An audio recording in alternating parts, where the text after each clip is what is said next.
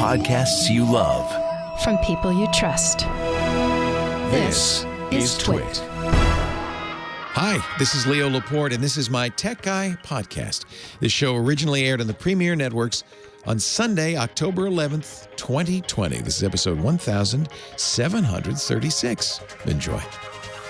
The Tech Guy podcast is brought to you from TWiT's LastPass Studios.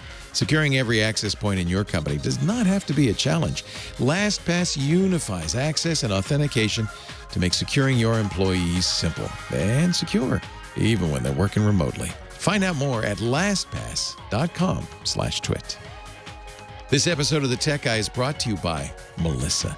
Like expired milk, 30% of your customers' data goes bad every year.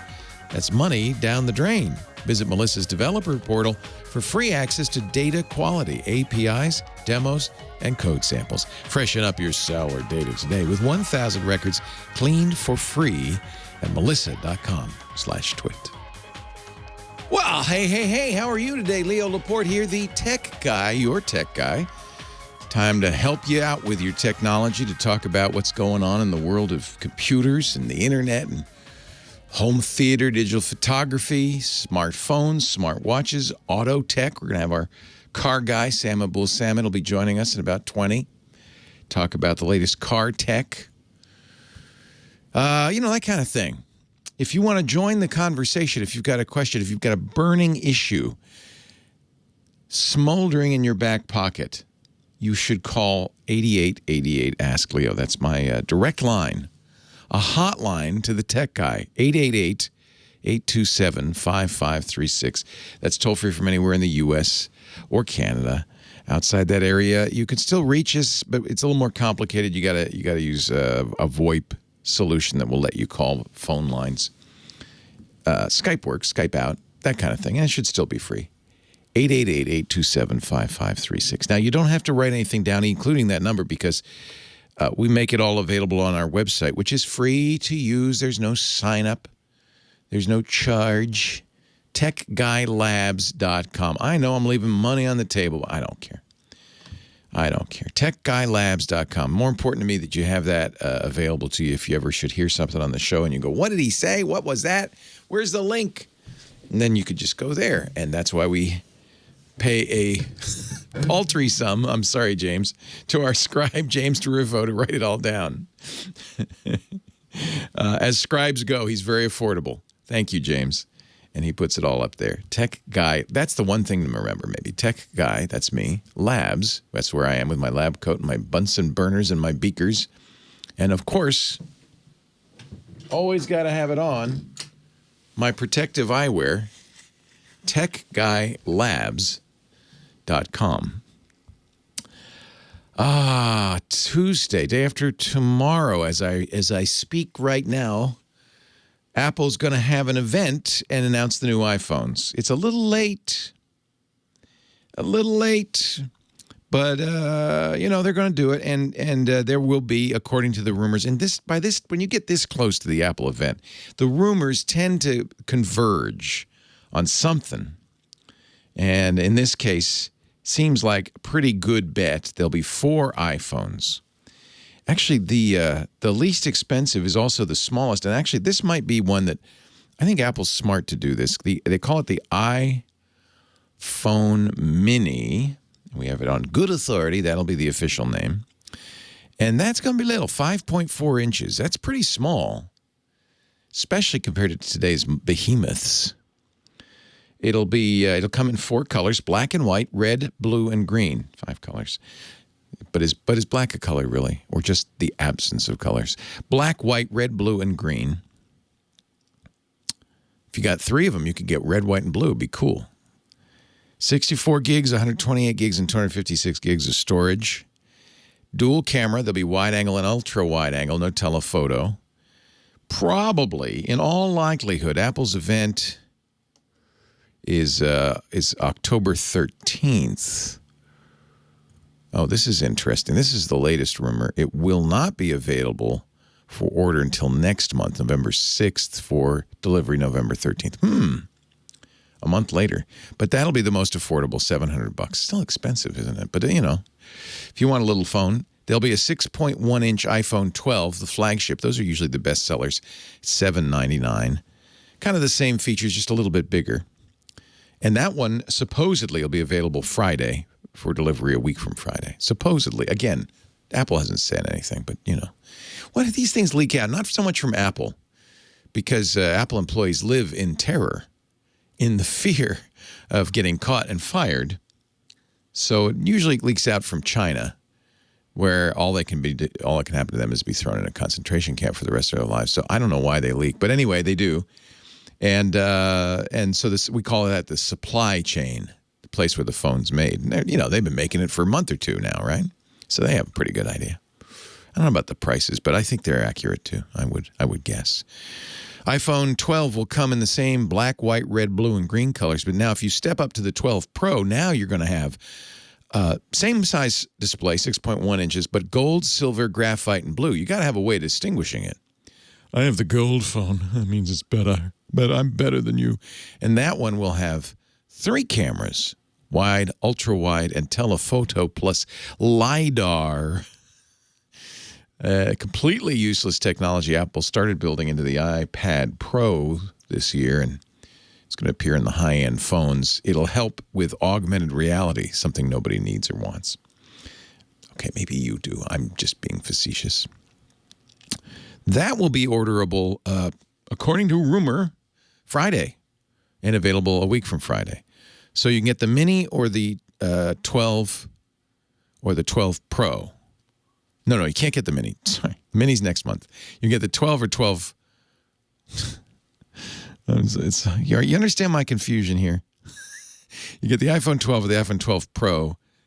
Order it next week, or this week for delivery next week. Then there's the big boy, the $1,099 phone. Whew. Gold, silver, graphite, and blue. I guess blue's available everywhere. Blue is the color of the year. They even have blue watches, the new watch. That one's ginormous, 6.7 inches, a really big display. Same things with the camera, 3 lenses, LiDAR. But that won't be available till next month. Like the Mini, November 13th ordering and November 20th delivery. That's actually a week after the Mini. Starts at $1,100 and goes up from there. So you don't have to watch the Apple event. I've done it all for you. There may be other things. All of the phones will have 5G. And, Google did this too when they announced last week, they announced their Pixel 5. They support a form of 5G that Verizon's offering right now called millimeter wave that goes like 2 inches. Well, I'm being facetious, 2 feet. Doesn't go very far. You got to be right next to it. It'll be available in some corners of some football stadiums and maybe in some high-rises in Manhattan. It's not widely available. It will be really fast if you can get it because no one else will be using it, partly, but also because it's a fast technology. But apparently, I think Verizon is requiring companies, if you would like to be in our store, you better offer the millimeter wave. And the experts, the gurus say that, you know what, that extra little radio, that's costing an extra $100. So add $100 to the price of those phones for something you're going to never, ever, ever use unless, you're in a corner of a football stadium or a Manhattan high-rise. Mostly millimeter wave is being used in businesses as business internet. And it doesn't travel very far because it's so high frequency. It just bounces off everything. So I can't get too excited about millimeter wave. And I'm kind of bummed, as the kids say. No, the kids don't say that. As the hippie said, I'm bummed, man, because that's $100 extra for something you're never going to use. That seems dumb. But thank you, Verizon. Appreciate it. Another great gift to us from Verizon. Apple's expected to announce a little new speaker, little HomePod Mini.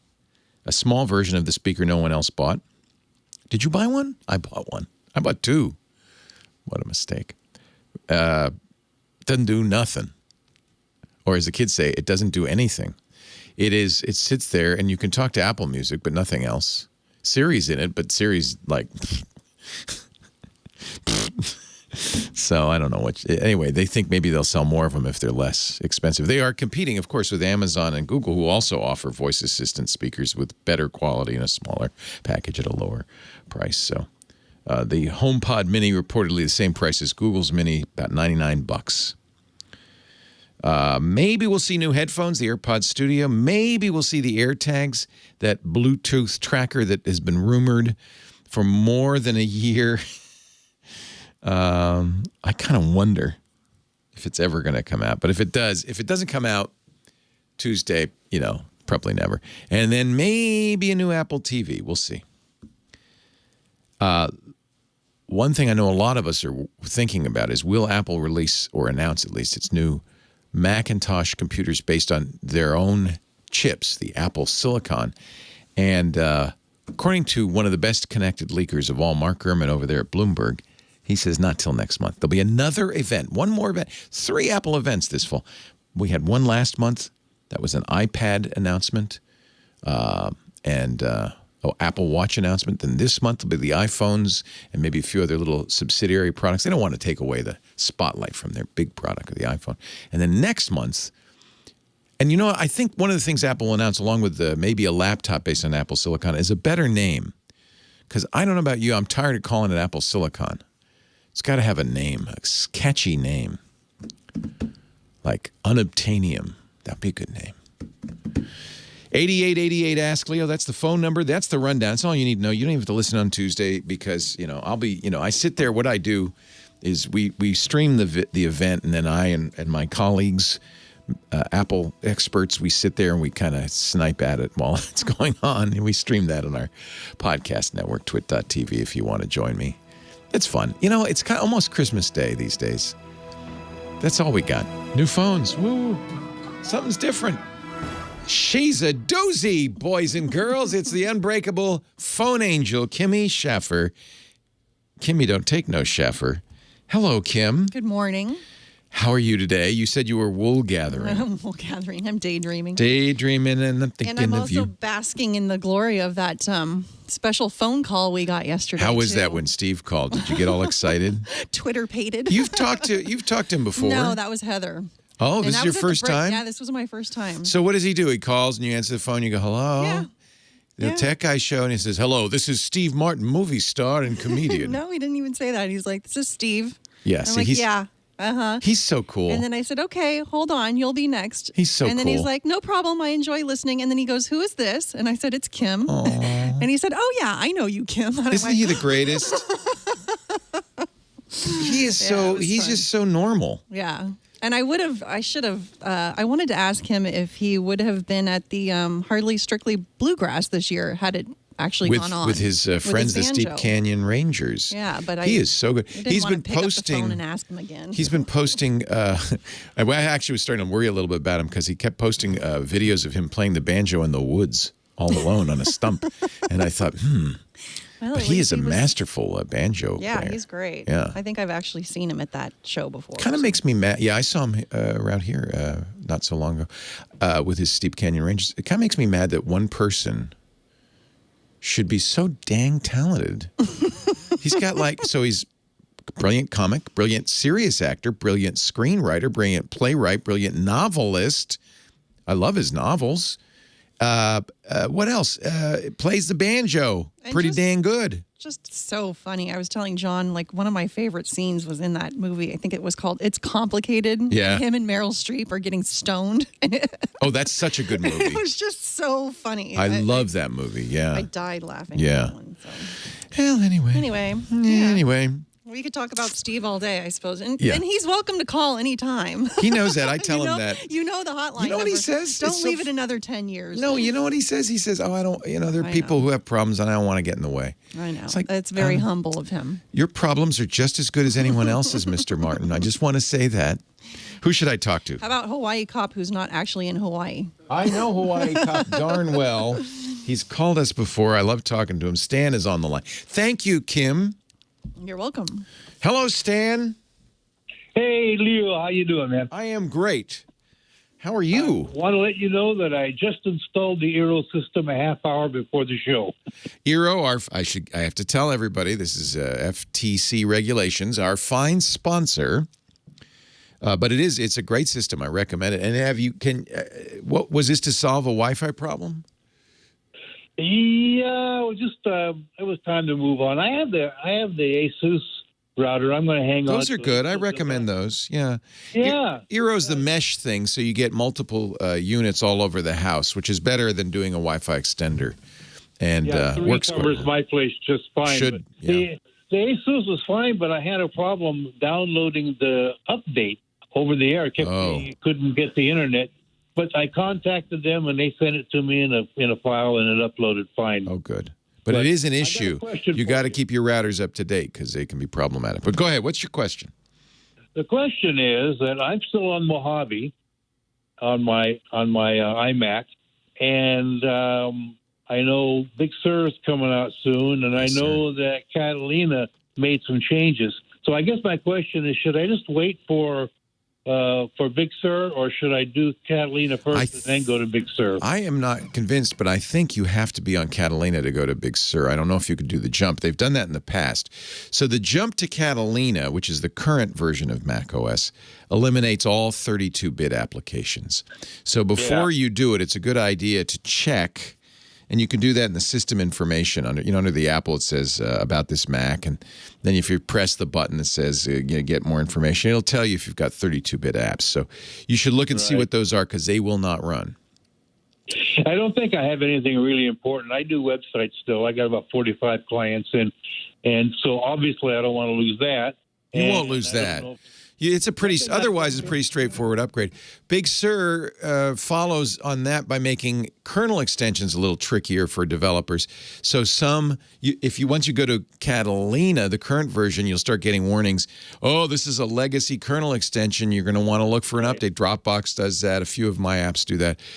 Presumably, companies that care about being on the Mac will have that updated before Big Sur comes out.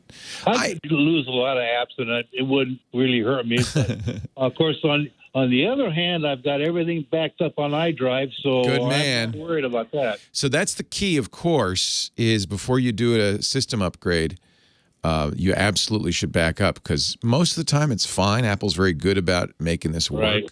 But if there's a problem, you want to have a good backup. I would say just hang out with Mojave until Big Sur comes out, and then see if you can upgrade. It may say, no, you got to go to Catalina first, and then then go ahead and do it. I remember dimly reading that somewhere. It seems like a weird thing to do, but it might be so that you don't blame Big Sur for the 32-bit apps not working. You can blame Catalina for that. I was worried because there's so many changes this time. Where in the past, it goes Tiger Apple's good. And Mountain Lion and all that. No big changes usually, right? Yeah, usually. But Apple's very good about leaving the past behind, and that's one way they get into the future. Big Sur, the biggest change is it's going to support the new Apple chips. But that isn't a concern of yours with a modern-day Mac. Leo Laporte, the tech guy. Yeah, that's an interesting question. Where did I read? I feel like, Stan, I read somewhere, and I just don't remember it, that you had to go to Catalina first. I would just wait. Why go through this twice if you don't have to? Yeah, well, exactly. Yeah, for sure. If I can go straight to Big Sur, then that's the best. And if I lose some apps along the way, I've only got 2 or 3 that I really need to do websites, and everything else you can recover. What do you use on for designing your websites? I did HTML for a long time, but I found out Rapid Weaver is really a good system, and you can use HTML too, but it just is a really good system. And I checked with those guys; they said, "Yeah, we're good for Catalina." So. Yeah, that's the key. That's good. That's a good sign. That means they're in active development. Sometimes older apps like Rapid Weaver, they go, well, it's been a good run. That could be, right? We're tired. We don't want to do it anymore. And so that's good. Rapid Weaver is keeping itself up to date is a very good sign. That means they'll be around for a while. Yeah, and I save all the websites just on a file on the iMac, so that should be no problem either. And if I do, got iDrive. Backups important, but never trust only one copy of anything. Remember, you got to back it up. And I would have I got what is it? I forget the direct one. Super Duper. Actually, you can use or Carbon Copy or Time Machine. That's probably what you have. Yeah, no, I don't like Time Machine. I got Carbon Copy. Carbon Copy's good. Carbon Copy and iDrive do it the whole thing every day. Oh, you're good. Yeah, so you got a full local copy. In fact, a good idea before you do the upgrade is have Carbon Copy make a bootable disk of an external drive so that if something goes wrong, you can boot up to that. I'm going to do that. 1, 2, 3. That's the way you got to save. You have been listening to this show, Mr. Hawaii Cop. I've been listening to you since I was a cop in Hawaii in 19. I don't know when it was, 19 something or other. Ages ago. Let's not talk about that. I got about 20 years on you. Hey, Stan, thank you. Okay, appreciate the call. Have a great day. All righty. Appreciate all you do. You too. Thank you. Take care. Our show today is brought to you by Melissa. I'll tell you, if you have customer data, it's eroding, falling apart, going bad, even as we speak right now. Just drifting away. I mean, phone numbers change, addresses change, emails change. It's very easy, and as anybody knows, who's ever synchronized contact lists to get duplicates by accident. Like expired milk, 30% of customer data goes bad every year. That's why people turn to Melissa. They're the address experts. They can help you get your bad data back in shape. And if you're in business, that's a pretty important thing to do. You don't want to send duplicates out. It wastes money and it might annoy your customers. You want to make sure that if you are trying to reach a customer, you're using their email or their phone number or their mailing address. And it's so easy to get that data entered wrong. You know, the customer service rep just accidentally mistypes it or user mistypes it. Melissa will let you verify your everything. Emails, addresses, phone numbers, names in real time. It can actually verify your data at the point of entry using Melissa's very powerful APIs. But there's a lot of ways you can use Melissa. You can run it on premises. You can run it as a web service. They have secure FTP, so you can upload a contact list and download it after cleaning. There's also SaaS, software as a service delivery options. Just choose the way that fits your business. If you're worried about privacy, don't. Melissa continually undergoes independent security audits to reinforce their commitment to data security, privacy, and compliance requirements. They have the utmost dedication to your data security by implementing strong controls and safeguards. And man, they've been doing this. I think is it 35 years? They've been doing this for the longest time. They started with zip codes, verifying and updating and adding the zip +4. And over the years, they've just enhanced and gotten better and better and better. Nobody does a better job than Melissa. You can even add customer demographic information to your records, public information like property and mortgage data, marital status, social media handles. Melissa fills in the gaps by adding emails and phone numbers. You want the most accurate customer information. That's important to your business. You need Melissa. They'll even let you identify current customers so that you can find new prospective customers because they've got a prospect database. It works really, really well. And by the way, Melissa's supporting communities and qualifying essential workers right now during the COVID crisis. If your organization qualifies, you can get 6 free months of service by applying online. Over 10,000 businesses trust Melissa, the address experts. We do.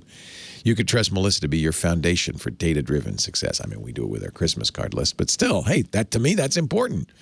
Don't put up with sour customer contact data. Try Melissa's APIs in the developer portal. It's easy to log on, sign up, and start playing in the API sandbox any time of the day or night. And by the way, you can get started right now with 1,000 records cleaned for free at melissa.com/twit. That's enough for your Christmas card list. Melissa.com, well, mine anyway. Melissa.com/twit. Nice people, too. I really enjoyed talking to them. Melissa.com/twit. Don't let your data go bad. Keep it clean and fresh with Melissa.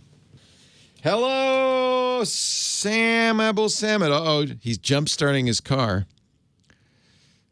He's jump-starting his vehicle. Can I hear you? I can't hear you. There he is. Yep. Okay. I was muted for a moment there. That's okay. Be muted. Yeah, I remember when I got the Tesla, I thought, I can't jump-start anybody anymore. Technically, you can because there's a 12-volt battery in it. It depends. But I always... Most EVs are not recommended, and that's what I wanted to talk about today because we were discussing it as we were getting ready to record our most recent edition of Wheel Bearings, jump-starting an EV, or jump-starting an internal combustion car from an EV, and why you can't do it. Yeah. Oh, good. But I have one of these, which, if you that's the thing to get. Car, this is what you should have. Yeah, carry that around with you. Yeah. I agree. But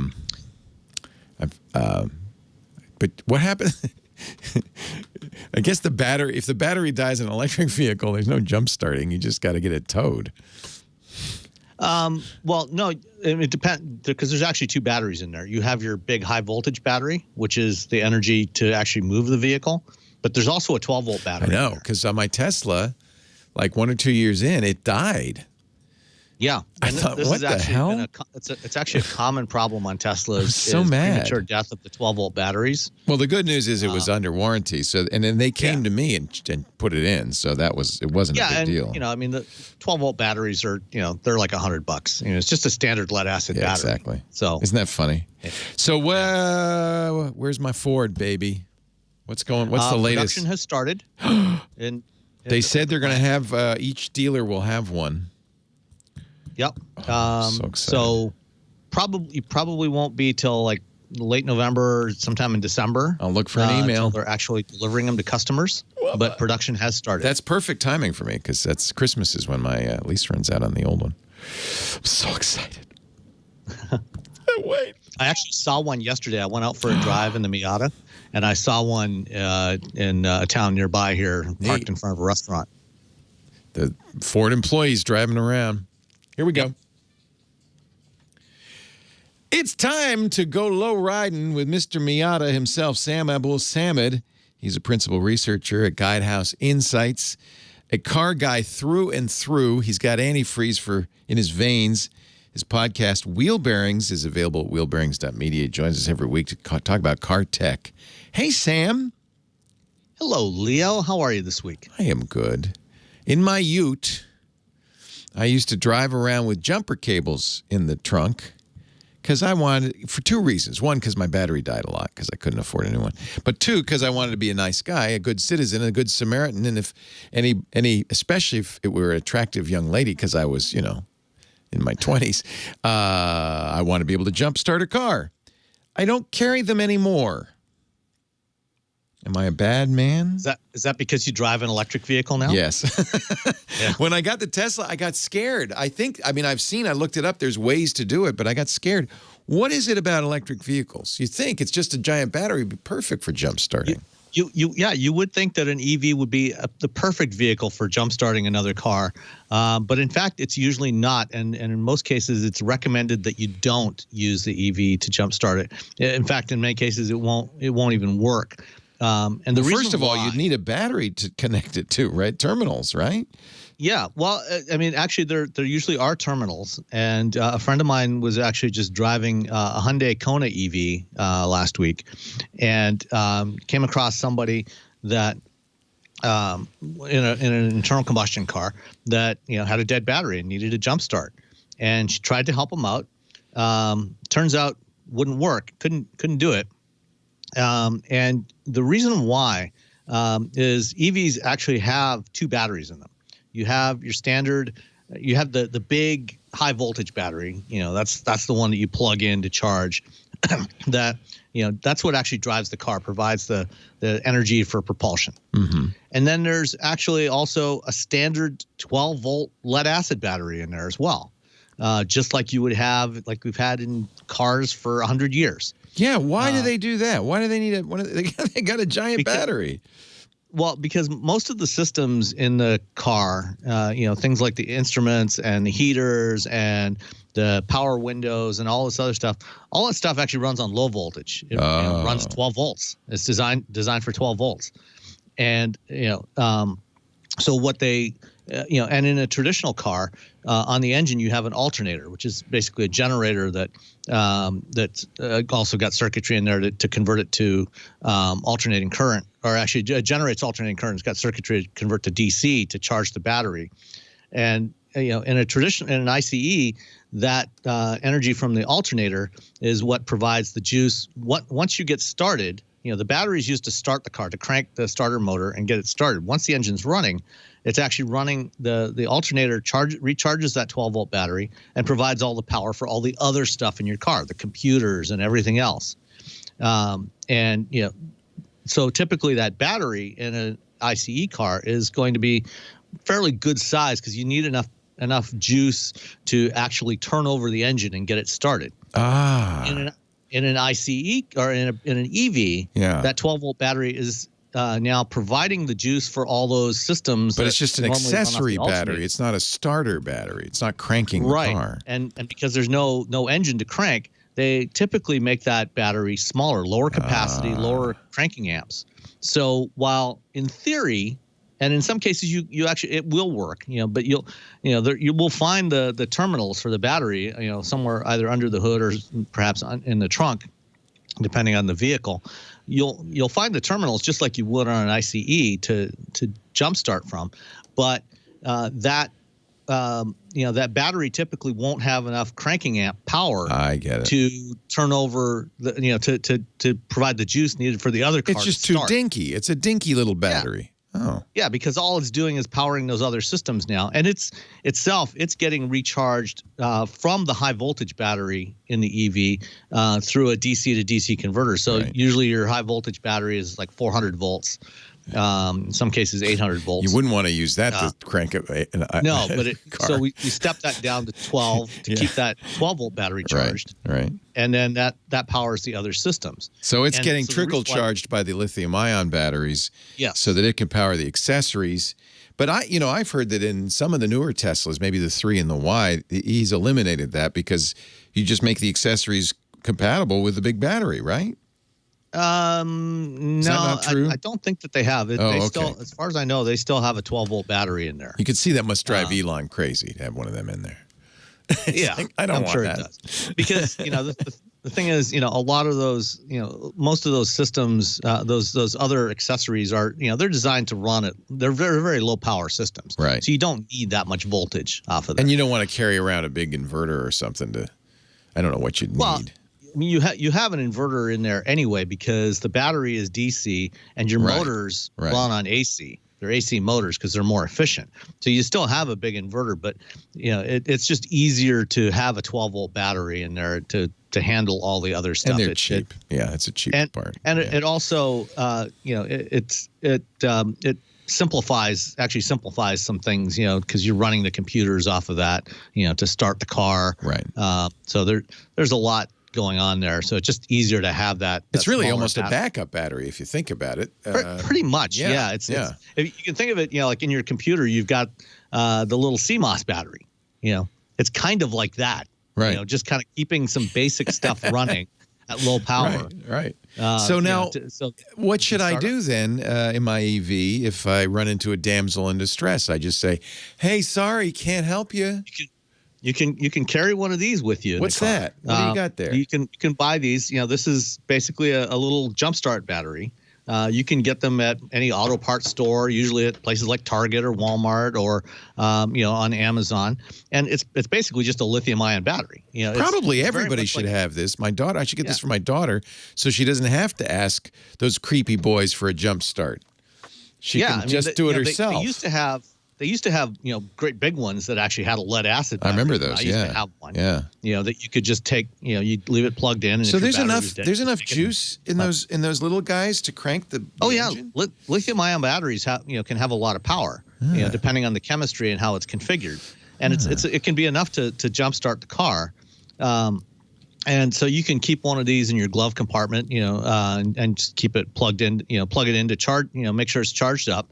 And then you just clamp it onto the terminals. And one thing to make sure, regardless of how you're jump starting your car, whether you're doing it from another car or doing it from one of these batteries, always connect the positive terminal first. That's the red one. Connect that first, and then connect the negative terminal. My dad always said, connect the red to the dead. So you start with the red on the dead positive, connect it to your car, and then the black to the ground if you don't have a ground. And ideally, you shouldn't connect the ground, which is the black wire, directly to the negative battery terminal. No. Connect it to something under the frame hood, of your car or something. To a bolt, holding the suspension or the frame or somewhere. Okay. Because that's basically your whole car is acting as the ground circuit for your electrical system anyway. Yeah. So that's safer because that way, if you do have a spark, lead acid batteries, they're full of sulfuric acid, and that can actually give off. I mean, modern ones are all sealed pretty well, but old style batteries, sometimes the hydrogen gas could leak out of there and it could explode. Dad taught me well. Red to dead, then to your battery, and then the black to the dead, and then to the chassis of your car, and then say, okay, turn it over. Yep. And it's usually a good idea. The car that you're jump starting from, while you're doing the jump starting, is have somebody, have it running, obviously, but actually have somebody rev the engine a little bit, so you're getting a little, maximum power out of the alternator. So, and that helps. Sam Abuelsamid, principal researcher at Guidehouse Insights. Listen to his podcast. They were talking about this the other day. Wheel bearings. It's at wheelbearings.media. Thank you, Sam. Have a great week. You too, Leo. Is there a brand? Because I bet you there are a lot of bad lithium-ion chargers out there. Like, a cheap Chinese-made one. You don't know what you're going to get. I mean, they're all pretty much the same. Yeah. One company makes them. Yeah. All right. Yeah. I'm looking at as I do every week, logged into my Ford account, and it's not yet in production. Step 3. I'm waiting for step 3 to start. Probably within the next 4 weeks, 4 to 5 weeks. I guess I'll get an email or something when that happens. Yeah, they'll contact you. Yeah, I'm so excited. All right, it's not going to be long. Next couple of months. Yep, very soon. Very soon. Fun. Like I said, I saw one yesterday, and I expect I'll be seeing a lot more over the coming weeks as they're taking some of those early production ones out. Typically, what they do is they'll take the first couple of hundred, and they'll distribute them around to Ford employees for beta testing, to drive, put miles on them, just to shake out any final bugs.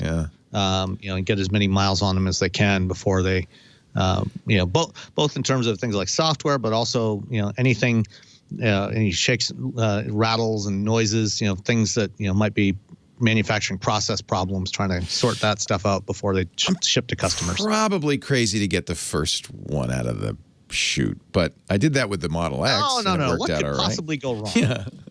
Because these things are more than just cars. They're computers, they're software, very much so. Yeah. I'm probably nuts, but you know what? I'm a good beta tester, and I'm willing to do that for the red, just because I want the red brake calipers. That's the only reason. I did that with the Model X. Now, that was, it turned out, that was crazy. I have one of the first few hundred Model X's. But it worked out for me. The roof didn't blow off or anything. You're lucky on that. They made sure they bolted that down. Thank goodness. Yeah. Oh, and you mentioned Duesenberg earlier. Yes. And the Duesenberg brothers, they actually started their company in Minnesota, in St. Paul, Minnesota. Oh. They were German. Yeah. They were born in Germany, but they started the company in Minnesota. Then during World War I, they moved it to New Jersey to build aircraft engines. Oh. And then after the war, they finally settled in Indiana, in Auburn, Indiana. Oh. And that's where the company was until it went out of business in the 1950s, I think. It was, Duesenberg was very much an American brand. Yeah. And what was, as a luxury brand of that era, the thing that they did typically is they actually built the chassis. They built a rolling chassis with the engine, the powertrain, and everything. And typically with luxury cars of that era, like Duesenberg's, they would get shipped off to a coach builder. Yeah. And so because they knew how to do the plush insides, custom body on it, like a yacht. Yeah. Oh man, I'd love a Duesenberg. So every Duesenberg's interior was unique? Not just the interior, but the exterior. Everything. Later they did make there were some standard ones, but most of them had custom body work from coach builders, so you could take it and customize it to your heart's content. Oh man! Put whatever. Some of them had unique designs, and I kind of always wanted a classic vehicle. But they're not safe, and so I wanted like the outside of a classic vehicle and the inside, but the electric engine or something. Yeah, you need a resto mod. I mean, a resto mod, exactly. Yeah. Thank you, Sam. Have a great day. You too. And I will see you next week. Yep. We'll get you on TWiT soon too. I'll tell Karsten. It's time to get Sam on. Good. All right. See you later. Bye-bye. Bye. I have an allergic reaction to this song. Not that I don't like Foreigner. I love them. But for some reason, for a while, I had played this on my iPhone, on Apple Music or something. And for some reason, for another 3 months after that, every time I got in the car, Cold as Ice would start blaring through the speaker, just spontaneously. Like the iPhone thought, well, you liked it once. I'm going to play it again and again and again and again. Oh, this is Hold the Line, not Cold as Ice. Never mind. This is Toto. Forget it. I don't have an allergic reaction to this at all. Actually, I do, just because I don't like it. No, I love it. Hold the Line. I don't know why I thought this was Cold as Ice. Doesn't Cold as Ice have the same beginning then, come to think of it? All right, never mind. Forget I even mentioned it. I'm talking to myself. You probably think I'm talking to myself, but I'm not. I'm talking to my music director, Professor Laura. Unfortunately, when she speaks, you can't hear her, so it sounds like I'm talking to myself. Come to think of it, that's probably a bad thing to do. JC, Sherman Oaks, California. Talk to me so I don't sound crazy. You don't sound crazy. You sound great. Thank you, JC. Hey, Leo, first, thank you so much. I'm a teacher in Burbank, and about a month and a half ago, I called you regarding the specifications I needed for a new desktop. And, man, what a difference. I love it. I got my XPS from Dell. This thing boots up in less than 15 seconds. I'm ready to go. I don't have any weird noises. Don't have to wake up about half an hour earlier, to boot up my computer and wait about 15, 20 minutes. And it should stay pretty fast because it has a solid state drive in it now. And those things do make a big difference. Yes. I am a fan. I'm just a fan. Thank you so much for that. Good. I appreciate it. So, in doing that and transitioning from my old 11-year-old computer to my new one, I had a chance to clean out just dozens of junk, file junk that I had. That's another reason it's faster, by the way. Yes. Spring cleaning's always a good thing to do. Yes. I mean, it's taken days and days to do that, but it's worth it. And one of the big issues now that I'm running in is pictures, and it's a crazy mess that my wife and I have of pictures on the computer, and it's just a wild mess for the thousands and thousands of pictures that we have. So I want to organize. And I want to organize these things, no matter where they are, whether they're on my hard drive, my external hard drive, or my computer, or even on my SD cards. So, what do you recommend as far as cloud storage? And I'm an audiophile, and so I like maintaining original high resolutions of not only just picture files but sound files. So, with that in mind, what do you recommend as a cloud storage solution to back up everything, the pictures specifically? And you want originals, and that's the thing. Yes. Normally, I say Google because I love what they do. They do all the organization for you with the machine learning. They actually recognize the contents of the photo and let you search for the contents. But as you know, and I know why you're asking this, because Google turns everything into a JPEG, a slightly lower quality, not bad, honestly. So I would probably say, given that it's free with unlimited storage, that would be a good secondary solution. And they even have a desktop backup tool that will just run in the background. But to keep the originals, there are a couple of good choices. Do you have Amazon Prime by any chance? Yes, I do. So Amazon Prime offers unlimited original photo backup as one of the benefits of membership. It's the Amazon Photos app. And actually, now that I think about it, you're going to want to do this from the desktop, not the phone. So let me just see if there's a desktop. I'm pretty sure there's a desktop client. Let's see. Yes, there is. So you would run that, and it would automatically keep it backed up. It runs in the background, and they store it. And I think the reason they store originals is because they would like you to order photo books and stuff. Mm-hmm. And so there are a number of companies that do something similar. If you're not an Amazon Prime member, Shutterstock is a good example, because their business is selling, prints. In fact, I like the idea of Shutterstock if you think your family or friends will want copies, because what I do is I store my images on Shutterstock, and then when they say, "Oh, I love that. Can I have a print?" You say, "Yeah, here it's on Shutterstock. I'll send you a link," and let them pay for it. So that's another good reason to use a service like that. But given that you're a Prime member, Amazon Prime would be a very good choice. The problem with things like Apple's iCloud, you're on Windows, so that won't be a good choice. But the choice for you would be Microsoft's OneDrive, is you pay for storage. It's cheap. And if you have, for instance, a Microsoft 365 account, if you use Office, you'll get 1 terabyte of storage for free. That's almost certainly enough to store all your photos. So you can use OneDrive to store the photos in original quality. You're storing the original files on OneDrive. The problem is you pay for storage, so you might. I guess I'm willing to do that. For this, I'm fine with that, paying with that. Yeah, I mean, it's worth it. This is so valuable. That's why I think just one is not enough. So use Prime, use Google Photos. I had occasion a while ago, I lost some photos, the originals, but thank goodness they were on Google Photos. Now I downloaded the so-called lower quality JPEGs, but they're fine. I mean, they're very, very good quality. Okay. And the presumption is, if you're a serious photographer, if you haven't processed those raw images, the original photos, in a year or two, you're probably JPEG's just fine. You know, those are just, family photos, history photos, and they're better than any, photos that you had in years gone by when you took, film photos. So I think they're fine. So iCloud for Mac users, OneDrive for Microsoft users is a good choice. The other way to consider, the other thing to do is a do-it-yourself solution. And this is something I do myself. Most serious photographers I know do this.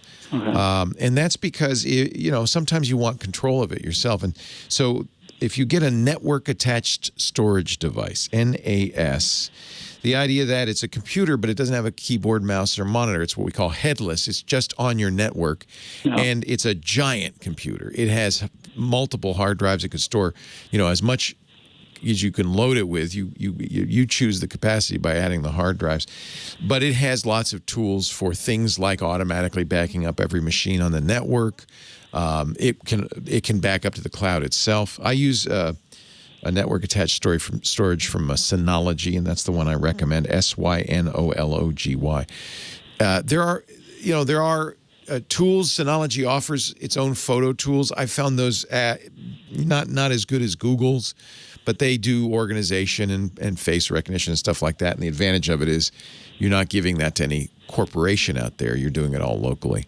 So it's not as good, but on the other hand, it's private. So in essence, it's kind of like a server. It is. It's basically. We don't say server because it scares people. It is a server, but it's a server that's easy to maintain. Synology comes with a software called DSM. Once you set it up, you can install additional capabilities. Because it's a Linux server. That's what it is. You could even build one if you felt ambitious. You could build your own server. But Synology comes out of the box very well equipped. Okay. Lots of good security features. It's expensive because now you're buying the enclosure, which is hundreds of dollars depending on which one you get, and then the hard drives to go in there. So you may end up spending $1,000 or more on a high capacity NAS. But then that's what serious photographers do because they want to control it. Right. They really want to control it. I can see the potential of that. I like movies. I like storing movies. And Synology supports Plex, which is an excellent solution for movies and TV shows. And by the way, Plex has photos as well. It has a very nice photo sharing feature. So you'd probably put the Plex software on your Synology, add your movies, add all your media. And now you have a server in the house that can do all of that. It's on the network. It will work. You generally want to wire it to your router, and then everything else can see it and access it. I think that's the more advanced solution. But I think a good solution if you want to totally control it. So you see, there's a lot of options out there. For most people. Actually, let me take a break. When we come back, I want to talk about cloud versus doing it yourself because there's pros and cons. Appreciate the call. Thank you. It's nice to talk to you. Well, hey, how are you today? Leo Laporte here, the tech guy. Time to talk computers, the internet, home theater, digital photography, smartphones, smart watches, all that jazz. 8888 Ask Leo is the phone number. 888-827-5536. That's toll free from anywhere in the U.S. or Canada. Chat room and we have a good chat room. irc.twit.tv. We're talking about TV. And it's specifically two different things. One, a Netflix show called The Social Dilemma. I don't know. Have you seen it yet? It's if you're a Netflix subscriber, I got problems with it. It purports to tell us how horrible social media is and They bring in a lot of the people who were there at the beginning, created, big technologies for Facebook and Google and so forth. They've all seen the error of their ways. They're all testifying to how bad social media is. And then the thing that really bugs me, they have dramatizations. They have a fake family acting out the horror of social media. That's called The Social Dilemma on Netflix. And then there's a new Fox show called Next, which is fiction, all about a killer AI. And boy, I watched the first episode last night, and I enjoyed that. So here's the problem. In my mind, The Social Dilemma says it's nonfiction, but it's fiction. Next, at least, admits it's fiction. It's they have there's instead of an Amazon Echo or a Google Voice, there's a unnamed third-party voice assistant. Looks just like an Amazon Echo called Eliza, but Eliza kind of smarter than the average bear. And it's an interesting fiction. It's science fiction. It doesn't pretend like that this is what's going to happen when there's AI. It's going to happen. They're going to kill us all. We will be, as they say in the show, as ants to humans. We will be as ants to the AI. They'll just step on us without compunction. Could be, I don't know, but that's fiction. Social Dilemma pretends not to be fiction. But, the thing that comes to mind is every time a new technology comes along, and it goes back to the original invention of books. The grown-ups who didn't grow up with books said, it's going to ruin children. They won't have to use their imagination anymore. They'll be reading all the time instead of outside playing in the haystacks. The youth, consider the youth. And then came radio, same thing. Then came TV, same thing. Movies, same thing. Now it's computers, same thing. I think as grown-ups, we have to kind of consider that just because the technology wasn't something we grew up with.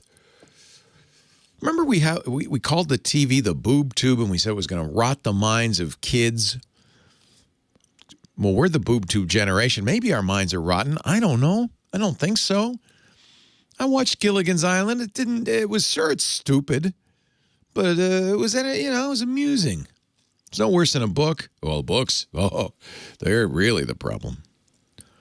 We say the same thing about video games. It's turning our kids into violent criminals. It's not, though. It's evidently not.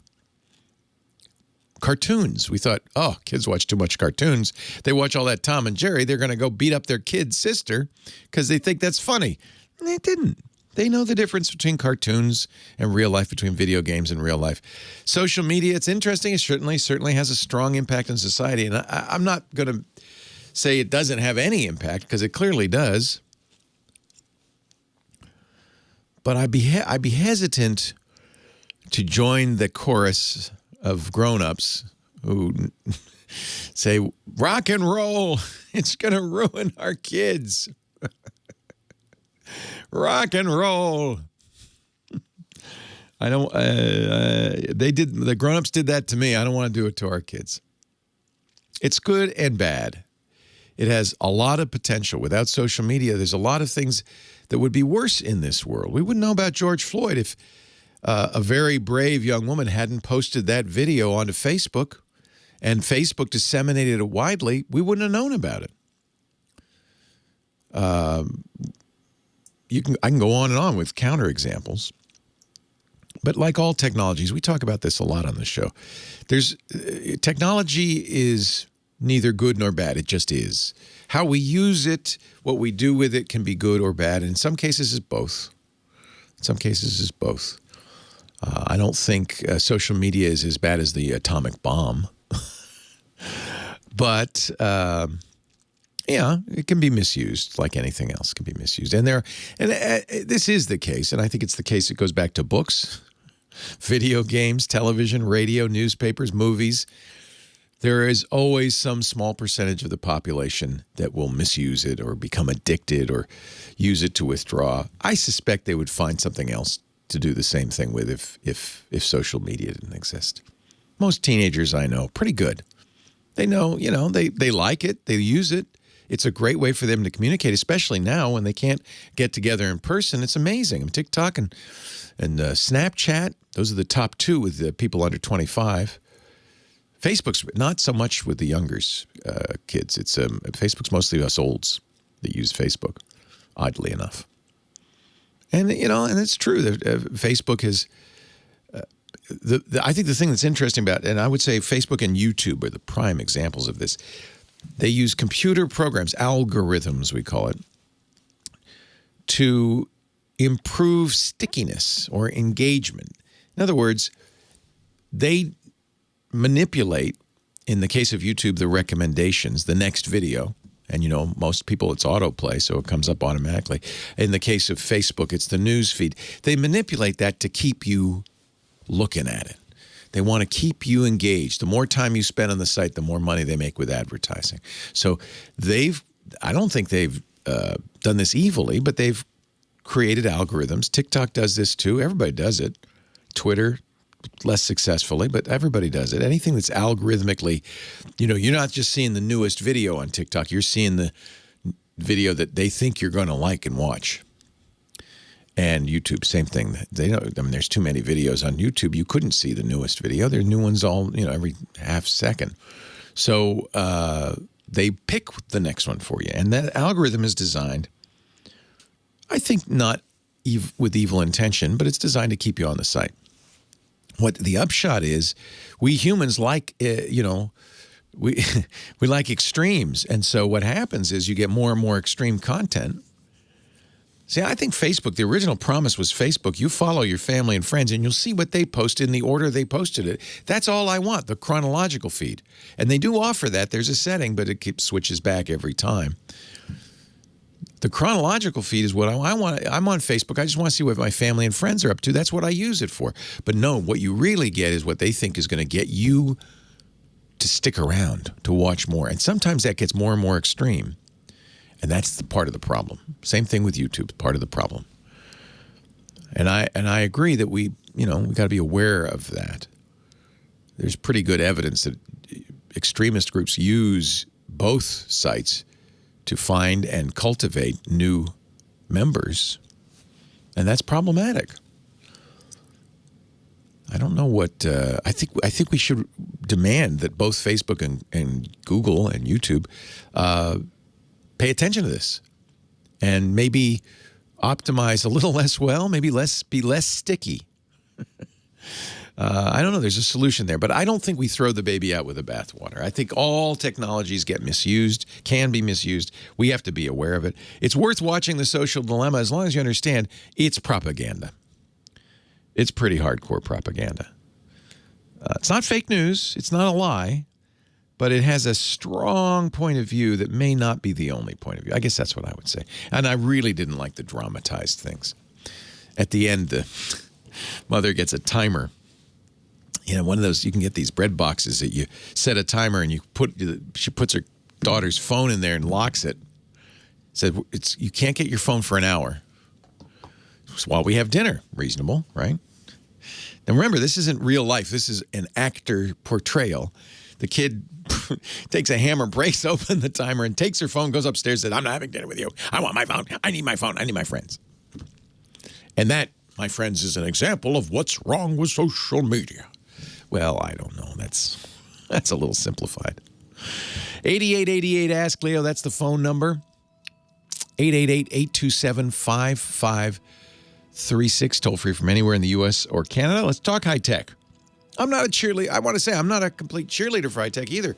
I think we have to be judicious. We have to think, but we can't just be knee-jerk and say, well, anything that wasn't around when I was a kid, that's bad for the kids. That's bad for the youths. All right. I did this to myself, says our musical director, Professor Laura. She's playing the song that my iPhone would not stop playing. You're right. That's not the same song, is it? They both begin with piano. That's maybe I have no excuse. 8888 Ask Leo. You know what? It's because I spend too much time on social media. My brain is mush. Eric is on the line from Los Angeles. Hello, Eric. Leo Laporte, the tech guy. Uh-oh. Something's wrong with your phone, Eric.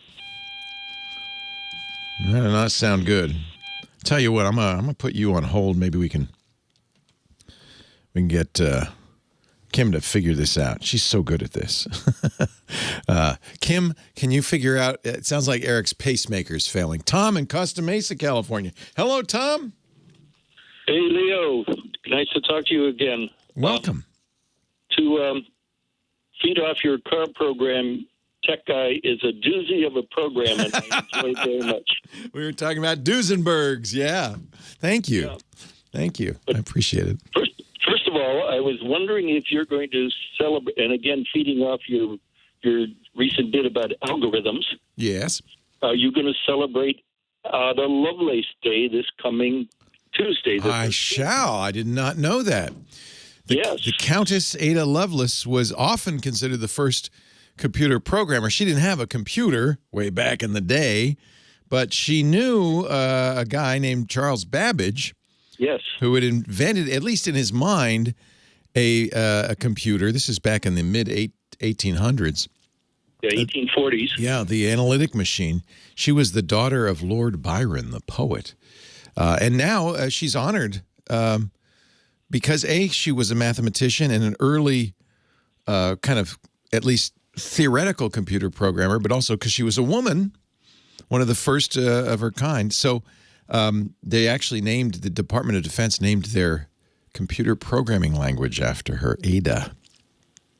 So I will celebrate Lady Ada's Day. That's nice. Yeah. Good. Well, second, my direct computer question had to do with my thumb drive, which gets scaldingly hot. Ooh. And I know these storage devices run hot, but I was wondering if, A, that they are designed to run very hot, and B, if there's a problem I should be concerned about. Well, let's see. It's a spinning drive? No, this is a thumb drive. It's a thumb. Oh, it's a used. Yeah, they do get hot. So it's normal to get hot. I don't like any electronic to be so hot that I can't touch it. It's normal for it to be warm, but if you go, ow, that burns, that's too hot. That's my rule of thumb, my rule of burnt thumb. You can, of course, look up the manufacturer of the thumb drive and see what the tolerances are. And you'll note that the tolerances are pretty hot. I mean, they're often given in Celsius, not Fahrenheit. 100 Celsius is boiling. Most of the time, most of our modern processors are designed to stay under 100. And, I mean, if your computer was 100 degrees, you'd know it. It would be very, very, very hot. That's why there's active cooling and stuff. But if you think about it, there's no cooling on that thumb drive. The package itself is probably plastic, almost like a insulator. So they do get hot, especially when, not just when they're sitting there, when they're being written to, not being read from so much, but when they're being written to. It cools off pretty quickly. Well, mine remains hot even when I'm not reading it, but I do have a little device here that has on-off switches on the plug, so I can physically turn it off when I'm not using it, and that's what I do. Yeah, I don't know if it's too hot.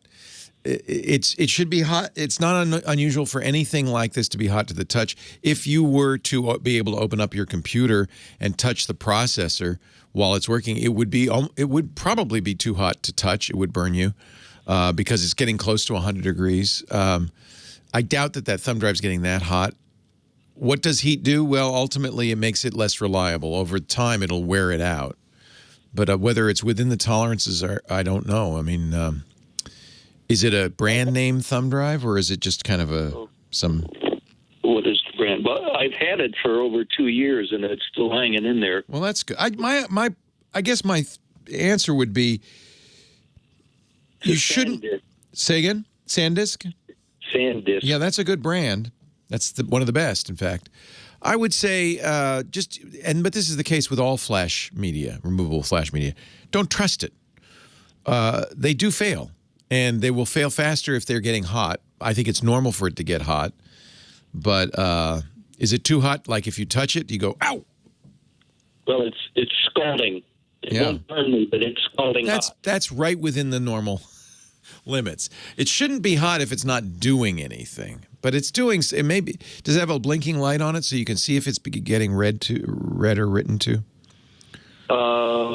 Yeah, it does have a little light on it. All right. So if the light's not blinking at all, and it's still really, really hot for a long time, then maybe I would copy all the data off and think about a replacement. Otherwise, just don't make it your only copy of anything, because they all are going to fail eventually.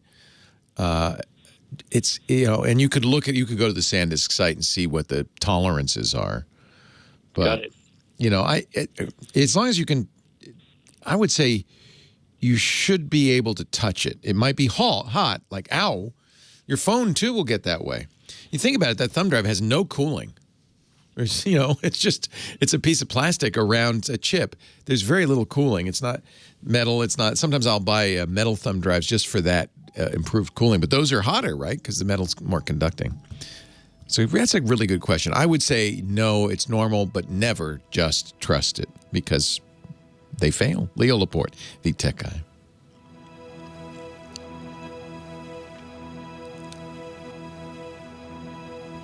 It should not be hot when it's not being used. If it is hot when it's not being used, then I would throw it away. Like if there's no blinking going on and it stays hot, that might mean there's a short. And you don't want to. The main thing is you don't want to damage the computer. That's true. Right, and they're not expensive. Okay. So if it cools off, if it gets hot only when it's being written to, that's normal. If it's hot all the time, then I would throw it away. Alrighty. All right. Good advice. Thank you for the doozy advice. Thank you for the reminder about Lady Ada Day. That's good. Augusta Ada King, Countess of Lovelace. Countess of Lovelace. Wow. There, I was watching some show. I think it was about Queen Victoria, where Babbage comes in when he built his analytical engine, and Lady Ada's there, and they're showing it to Queen Victoria. It was a hoot. It was a hoot. I don't know. I think he never did build the analytical engine. I can't remember. That was the one where he had the little punch holes in the cards. That was it was cogs. No, it was cogs. It was a very mechanical thing. Yeah. It was all mechanical. Yeah. But she said, okay, this is an algorithm that can be repeated and used in other areas. Wow. Isn't that awesome? Even the word algorithm is Arabic, and it was that's right. invented by an Arab mathematician who that's right.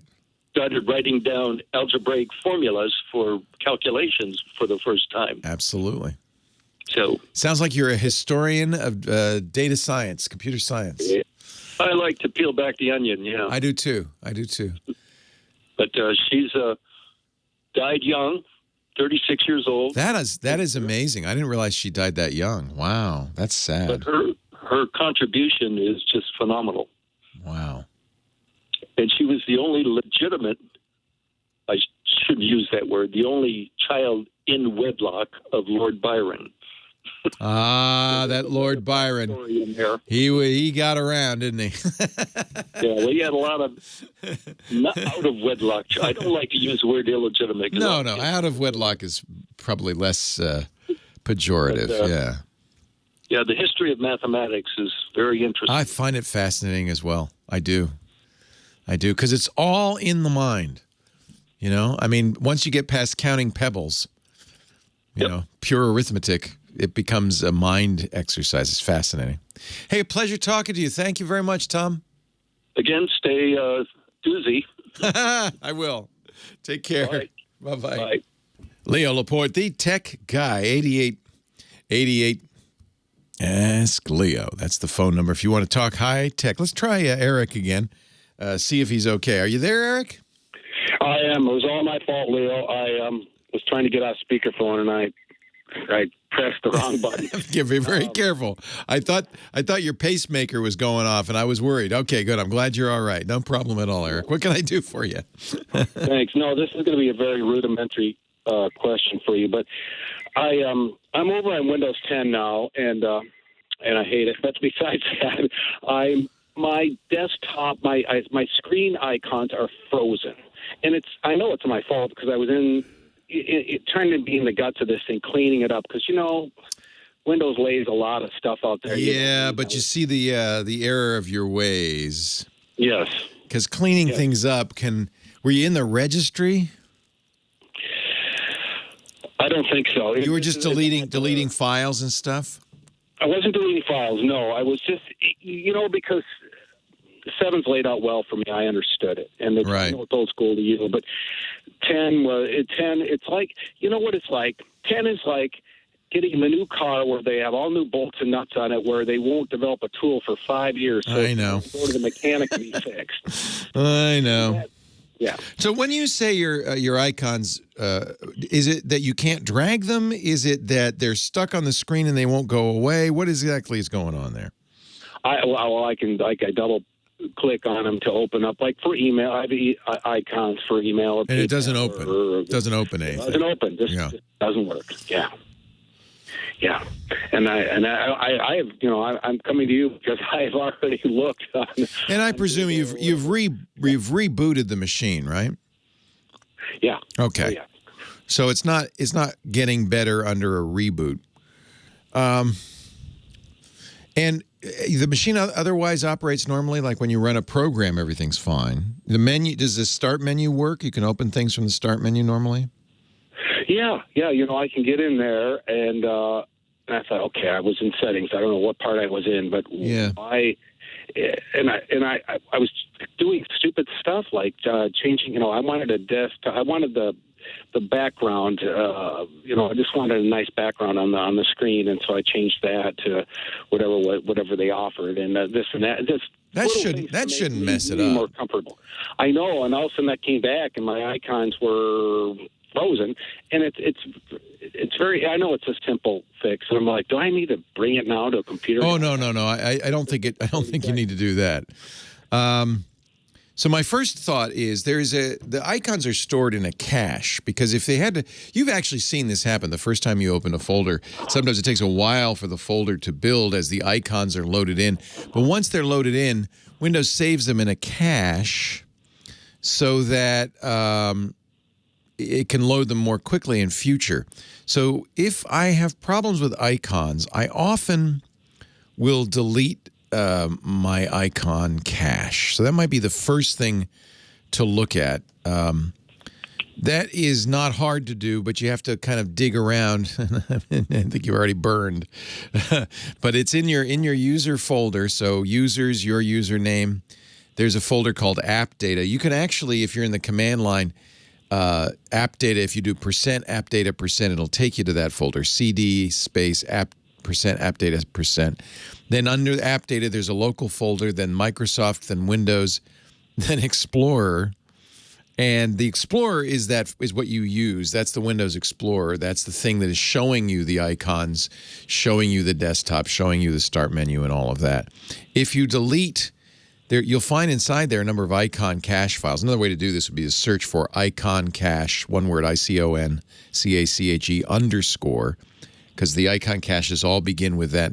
If you delete all the icon cache _ files, Explorer will it'll just rebuild it. It'll be slow at first as it builds it each time. Mm-hmm. So that's one way to do it. And I don't know if that'll solve it or not. But that's the first thing I always do if I'm having trouble with the icons. Another thing to try is just to see if this is local, which I'm almost certain it is, to your account. I always have on any computer, I have an account I use day in, day out, and then I have an extra kind of backup account, which I can log into, and by logging into, I can see if the problem is local to my user account or if it's generalized to the machine. If it's just in your user account, that's it. Then you're going to be able to fix it. If it's in the machine, then there's a bigger problem. So if you don't already have a secondary account, you can go into the control panel and the user's control panel, create a new user, make it an administrative user, log into that new user, and see if the icons are operating normally there. If they are, then good news, your system's fine, but you've done something I know. Something odd. So there are some, if there's a larger system problem, there's a scanner utility that we often recommend. This is a good thing everybody should know about, the system file scan utility, or SFC. And unfortunately, it doesn't have a menu item. It doesn't, you can't go to the start menu. I wish you could. But if you get a command prompt, Windows X, Windows key. I know we're getting into the advanced stuff, and this is what got you in trouble. So I want to be a little judicious. But Windows X will open up. Yeah, and I tried that. I tried the Windows X. It said go into command prompt and do this and that. Yeah. And had no effect. You could just type SFC, and you tried all of these just to see, and none of that fixed it. The command is SFC /scan now. That didn't work, huh? No, and that was why I said, well, geez, what did I do? Well, that actually is probably all right. Scan now looks for system-wide issues, so I suspect if you logged out of your account and logged into a second account, you wouldn't have this icon problem. All right. May not be you. It may really be Windows 10 doing something. System File Checker is useful because it can look for corrupted or damaged Windows files and replace them. If you did that and everything's okay, then actually that's good news. That usually is good news. Right. You've already found. I'm gonna put in the show notes the Microsoft support answer at answers.microsoft.com that the chat room came up with. It has a couple of other commands you might want to try. I think deleting the icon cache would be the next thing I would do just to see. The truth is these computers are so hideously complicated. Easily the most complicated thing in your house. Easily. There's nothing even close. Your car, if you have a modern car, might be as complicated, mostly because it's a computer with wheels. These things are horrifically complicated. And to say to somebody, oh, you got to go in there under the hood and fix it, is as difficult as going under the hood of a modern vehicle and fixing it. It's just, there's a lot of things that can go wrong. And honestly, I could sit down at the computer and probably go 3 hours and not find it. Who knows? Okay. Mike B in the chat room said, well, the human brain is more complicated. Actually, I don't know if it is. It's more sophisticated. It's better at thinking. It actually invented the computer, so I suppose in that sense it's superior. But I don't know if it's more complicated.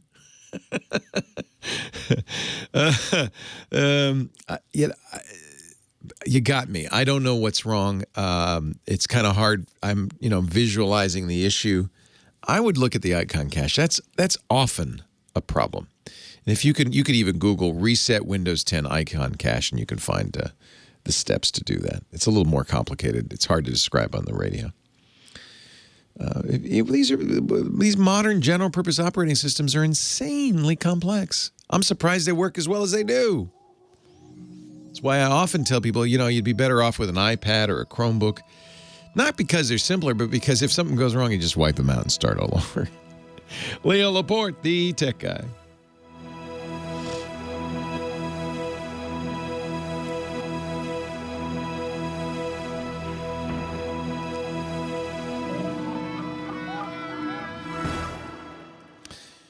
Yeah, I never, ever mention System Restore, and I don't know if that's a prejudice on my part. I've never, ever found it useful. This might be a good place to use System Restore if you have a restore point that was recently set. So, yeah, that would be another thing to try. You go to Control Panel, Recovery. In the Recovery Control Panel, you open System Restore. And if you have any restore points, then you might pick the one that's most recent and select it and hope that will fix the problem. I have to say, it's been my experience with System Restore. It rarely does anything useful. No, I don't think it's a virus. It sounds like he did something, deleted something, did something, I don't know what. Yeah, that's kind of my opinion out of sync. If you're going to reinstall anyway, try System Restore. I've never found it useful. Really? It always works for you? Okay. And the problem is that the things he did, I'm sure, did not set a restore point. So he's going to go back to maybe the last Windows update he did or the last time the restore point. Yeah, and I thought I actually somebody's saying, didn't they turn that off in Windows 10? I seem to remember they don't like it. I think there still is a system restore in Windows 10. Me and Julio down by the schoolyard. You know what Julio did to me?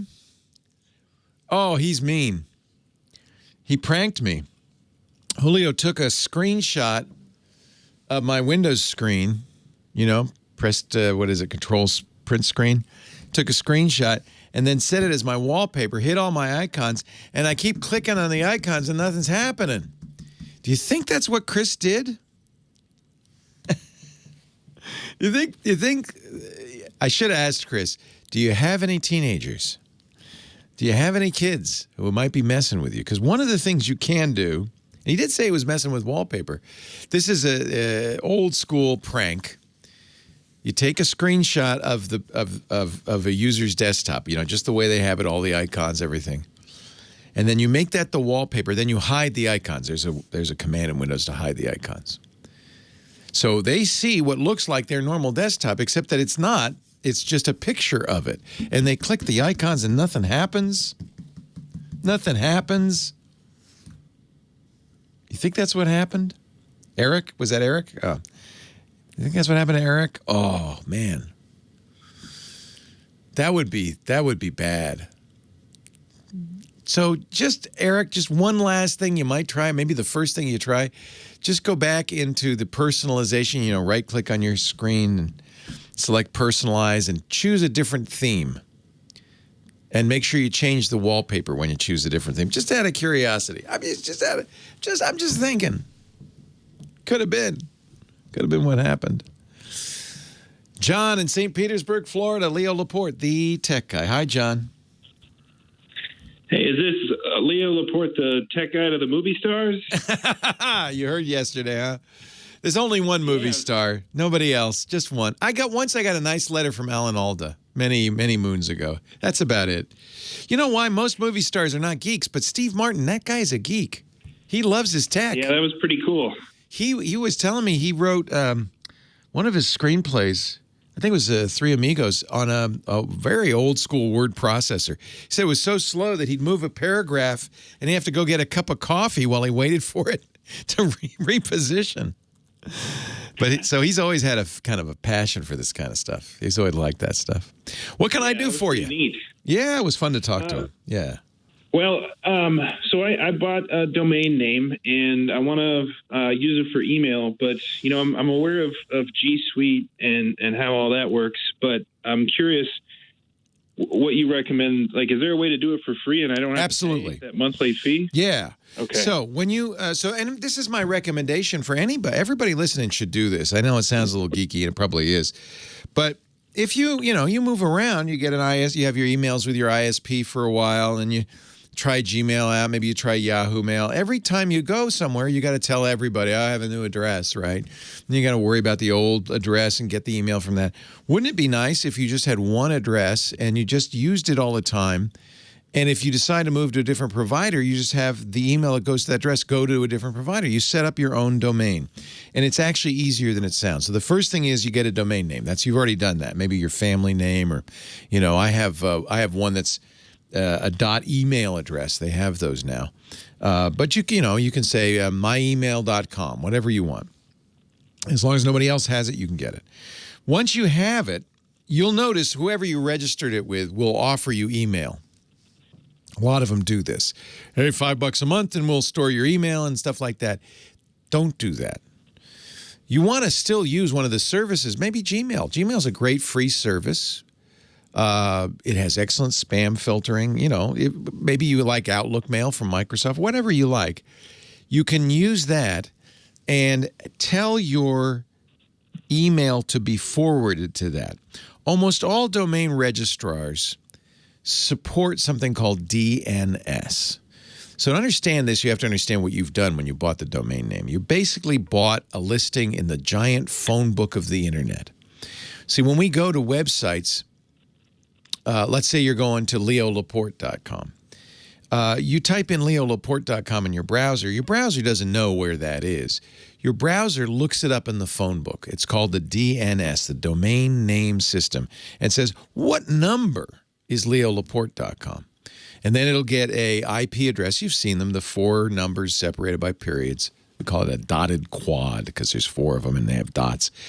So it will look up yahoo.com or leolaporte.com, get the numbers, and then the browser goes to those numbers. Every server in the world has a unique dotted quad. And so that's done by DNS.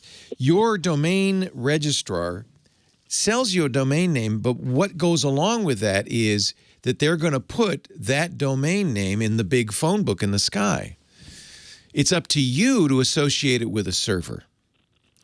So in your domain, and it just depends, GoDaddy does this, everybody does this. In the settings for your domain name, somewhere there'll be DNS settings. That's where you would say, I want you. Normally, most registrars will handle DNS. Sometimes you say, no, you shouldn't handle it. I'm going to have my DNS handled by somebody else. There's companies that do this. For instance, our company uses DNS Simple because they're designed for high traffic. For you, for your email, unless you're like a high traffic website, you probably could just use the person you registered the domain name with. Now, how do we get the email forwarded? And usually there'll be a tech note at the registrar on how to set up email forwarding. I can tell you how to do it, but if I tell you, it's easy to make mistakes, and if you screw up the DNS, then that's bad because no one will ever find it. But essentially, what you're going to do is go into the DNS settings, and there's a variety of DNS settings. There's the C name, there's the A name, and there's something called the MX setting. The MX setting is for email. And that's really all you have to change in your DNS settings at your registrar is change that MX record to the appropriate server. But doing this is a little tricky. It depends on how you do it depends on the registrar's interface, and you have to know what server to send your email to. But essentially what you're doing is you're telling the place that you got the domain name, look, you're not hosting my email. When email comes to leolaporte.com, just bounce it over to Gmail. You just say, hey, it's over there. And the email goes straight there. And there's no they don't get it, they don't open it, they don't store it. Your domain registrar does nothing. It's just bouncing off the domain registrar. That's how DNS is set up. So it'd be the same thing if you set up a website. You'd say, hey, when somebody comes to leolaporte.com, point them to this address. This, 72.3.4999 or whatever it is. So you're going to do the same thing, but you're going to do this with your MX record, which will point to your mail servers. And you may point to a number of them. It's more complicated than that. There are other settings like TTL, which is how long it's good for, the time to live. There's the priority and so forth and so on. So the best way to do this is to Google change MX settings for whoever's your email provider. A good email provider will have a page where they say, this is what you need to do to get your registrar to forward the name. I realize it's somewhat complicated. Does that make sense? At least in principle? It does. Well, now I have another question based on that. Yeah. So I have the domain, and essentially I'm forwarding the email. So does that mean, say I want to use Gmail, then that would mean I already have a Gmail account with an email address, and I'm sending and the email just doesn't have to be the same. So I have an email address at Gmail, but I can forward mail that goes to leolaporte.com to Gmail. And from now on, I can change that forwarding anytime I want. So if I decide I'm going to go to Yahoo, I just go back into the DNS settings, change that MX record to point to Yahoo.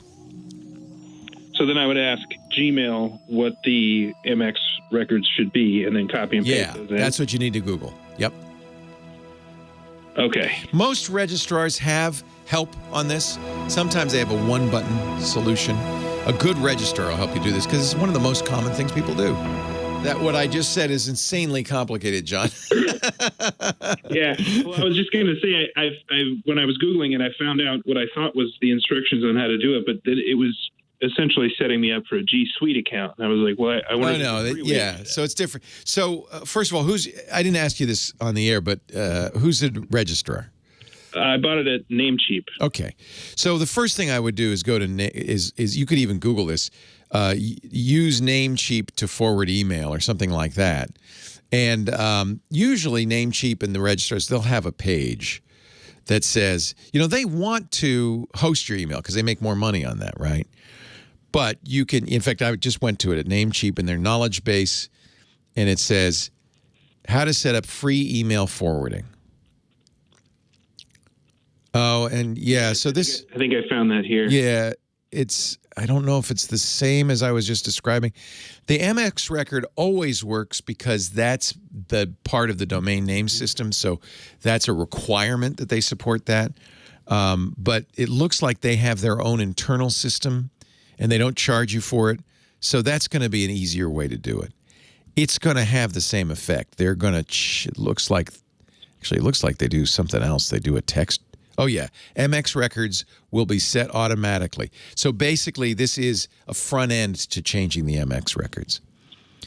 Okay. Namecheap's email forwarding, how to set up free email forwarding. And so, yeah, everybody has to do this because otherwise you're not a domain name system provider. If they offer DNS, they have to let you change the MX record. Yeah, I think I got that pulled up here. I see that. So you think that's okay? I could set that to handle the email? The beauty of that is it's instant.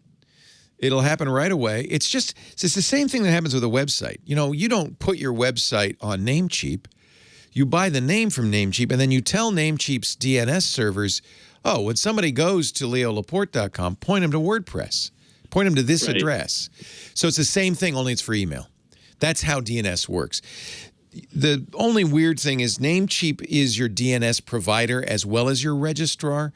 You don't have to use them for DNS, but if they support it, which they do, it's best just to make it simple, because then you don't have to do.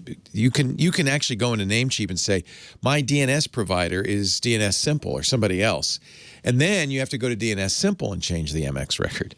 But since Namecheap supports this, I would go ahead and do it. If at any point it becomes a problem, like you're not getting your mail or it's not fast enough, you could always have somebody else do the DNS. Actually, I use my email as an email provider. I use Fastmail, which is a paid but a very good email service that I like a lot. They do the DNS. So when I register my email name, and I use Hover, but you could use Namecheap, I then tell Hover, don't do my DNS. Let Fastmail do it. And the reason I do that is Fastmail does a lot of valuable stuff that's hard to do regarding email authentication. And so I let DKIM and SPF and all that stuff. So I let them be my DNS system. But they offer that. That's a feature of Fastmail. It's one of the reasons I use Fastmail. Okay. I know, I just complicated it even more. Just follow what it says on that page. Yeah, I know what you're saying. I've researched this stuff, so a lot of that stuff. It's starting to click. It is kind of complicated, but once you set it up, you forget it.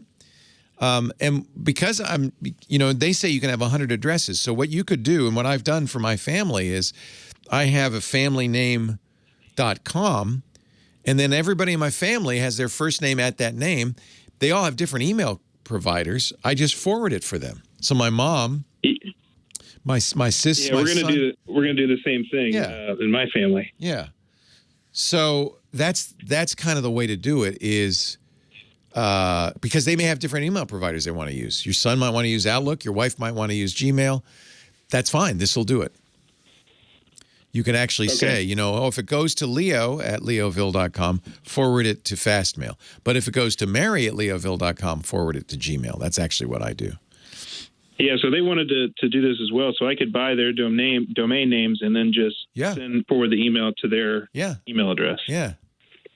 Okay. Remember, if you use a family name, then you don't even have to buy an extra domain name. It could just be, Leo at Laporte.com, Mary at Laporte.com, Joey at Laporte.com. Then one account does for everybody. But each one can be separate. Yeah, save me a few bucks. Yeah. and it's less complicated. Anyway, yeah, I see that Namecheap does this. So just go to, I'll put a link in the show notes if you can't find it, but it's a knowledge base article. How to set up free email forwarding. Okay. Well, all right. Great. Thank you. Thank you for your help. You're welcome. Glad I could help. Sometimes I know I make it more complicated, not less. Well, hey. How are you today? Leo Laporte here, the tech guy. It's time to talk computers, the internet, home theater, digital photography, smartphones, smart watches, augmented reality, all that stuff. 8888 Ask Leo is the phone number. 888-827-5536. Toll free from anywhere in the U.S. or Canada. Sometimes we get into those complicated techie subjects like the domain name system. And I realize for a lot of you, probably 99.9% of you, this is like, I don't want to hear any more of this. I apologize. I really do. But, that's tech. Sometimes it's pretty complicated. I think conceptually it's not. And I hope I didn't leave you all behind here. When we were talking with, was it Eric, about his email forwarding. Let me see if I can describe it. I'll do it one more time. Very simple. One more time. And I think at a very high level, just so you understand conceptually. I think maybe when you hear the words email forwarding, you think, oh, my email, this sealed letter, goes to, he was using Namecheap as his domain registrar, goes to Namecheap. They look at the address and go, oh, yeah. That's over there, and they send it over there. That's not what's happening. That's not it. It's not really, not like the post office forwarding. It's not like that at all. And that's thanks to this great system, the domain name system, DNS. The whole thing was set up so that we didn't have to remember these hard numbers. Same like you don't have to remember a phone number. You just have to be able to look up somebody in the phone book. It's just like that. You don't have to remember I don't even know the digits for yahoo.com. All I have to do is enter yahoo.com in my browser and it goes there. Same thing if I want to send email to Joe at yahoo.com. I don't have to look up what email server he's using. My email program does that, just like my browser did that. And what it does is it'll go to the big phone book in the sky. It's actually a very cool system. There are 13 root servers around the world, and then they feed that information down the line, down the pipeline. So your internet service provider has a copy of the big phone book. Your computer has a small copy of the phone book to the sites you visited, because if you visited it once, chances are you're going to go back, so it remembers the most recent places you visited. If your computer doesn't have it and your ISP doesn't have it, the ISP will go query up the chain until it gets to those final 13 servers. When you have a brand new name, it may only exist on those 13 servers until it trickles down to all of the ISPs all around the world. It's a very clever system, works quite well. And it's really just a phone book. It's the easiest way to imagine it. You look up a name and you're going to get a number. It's not like a phone number. It looks a little different, but it's the same notion. And just like a phone number, every server in the world has to have a unique IP address. You know, two people can't have the same phone number. It wouldn't work. Be very confusing. Is this Joe or Sally? I don't know which. I called the number, but I don't know who has it. No. Every phone number has to have a unique phone attached to it. Every IP address has to have a unique server attached to it. Now, we know how this works. We've seen this work with web pages, but it works with email the same way. So it isn't really forwarding. It's just when you register a domain name at a registrar, you're telling the registrar, set up this record for me on the big phone book in the sky. And that record not only says where to go if I go to a web page by that name, it also says where email should go. So I'm not, at that point, the registrar is out of the loop. The registrar is not doing anything anymore. When I create an email to Joe at yahoo.com, my email client asks the internet service provider, do you know where this email goes? If they don't know it, we go all the way up the chain to the 13 canonical root servers, and one of them will know it if it exists and say, yeah, that email server is here. The registrar is not involved at all. Registrar is just the place you go to set that record up and to send it to the phone book in the sky. So as long as it's in the phone book in the sky, your email will go directly to that server. It's not being forwarded. It's not going through. It's not bouncing off. It's not going anywhere near the domain name registrar. They were just the people who helped you set it up. I hope that all makes sense. Maybe I should have just stopped while I was ahead, huh? Kevin on the line from San Diego, California. Hi, Kevin. Hey, how you doing, Leo? I'm great. How are you? Good. So I'm starting a podcast, and I'm trying to figure out how to push like the podcast on my WordPress site and into the different podcast platforms. And I wanted to see what you recommend for that. There used to be a plugin for WordPress. It was widely used called PodPress. Is it still around? I haven't seen that yet. I've seen a few others. So they all. Let me explain what they do. I'm going to get conceptual again. Sorry. Okay. So that you understand what it is. All a podcast is a file on a server somewhere in the internet that other people can download. Right? It's just an audio file, or it could be video. The thing that makes it a podcast specifically is, so you make your podcast, you upload it, you put it on the server. In this case, you're going to put it on your WordPress site. And it's going to sit there. How does anybody find out about it? Well, the way they find out is they subscribe to what's called an RSS feed. It's a little text file that you can create manually. In the early days of podcasting, I would do it by hand, or you can have a program create it that says, oh, hey, good news. Kelvin's new podcast just came out, and here's where it is. That's in the RSS feed. And the RSS feed gets updated every time you do a new podcast. The software will add that new podcast to the list.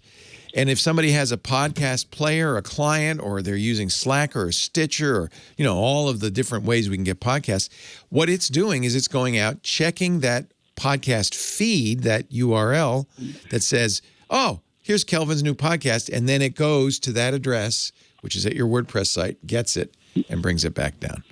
So what you need if you're going to put a podcast up on WordPress is somewhere to store it. That's on WordPress. And then something to make that RSS feed. And so there's lots of plugins that will do it. As I said, you can even do it manually. But PodPress is a plugin that a lot of people use. And the thing is, you don't have to say, oh, I want this to work on iTunes and Google and all that. They all work the same. So if it works for one, it'll work for all. The only slight difference is iTunes. Unfortunately, when Apple started doing this, they added a bunch of fields that aren't part of the standard. So you probably will have additional fields that are just for iTunes, but you don't have to. Any good plugin will do this automatically. Okay. So that kind of makes sense.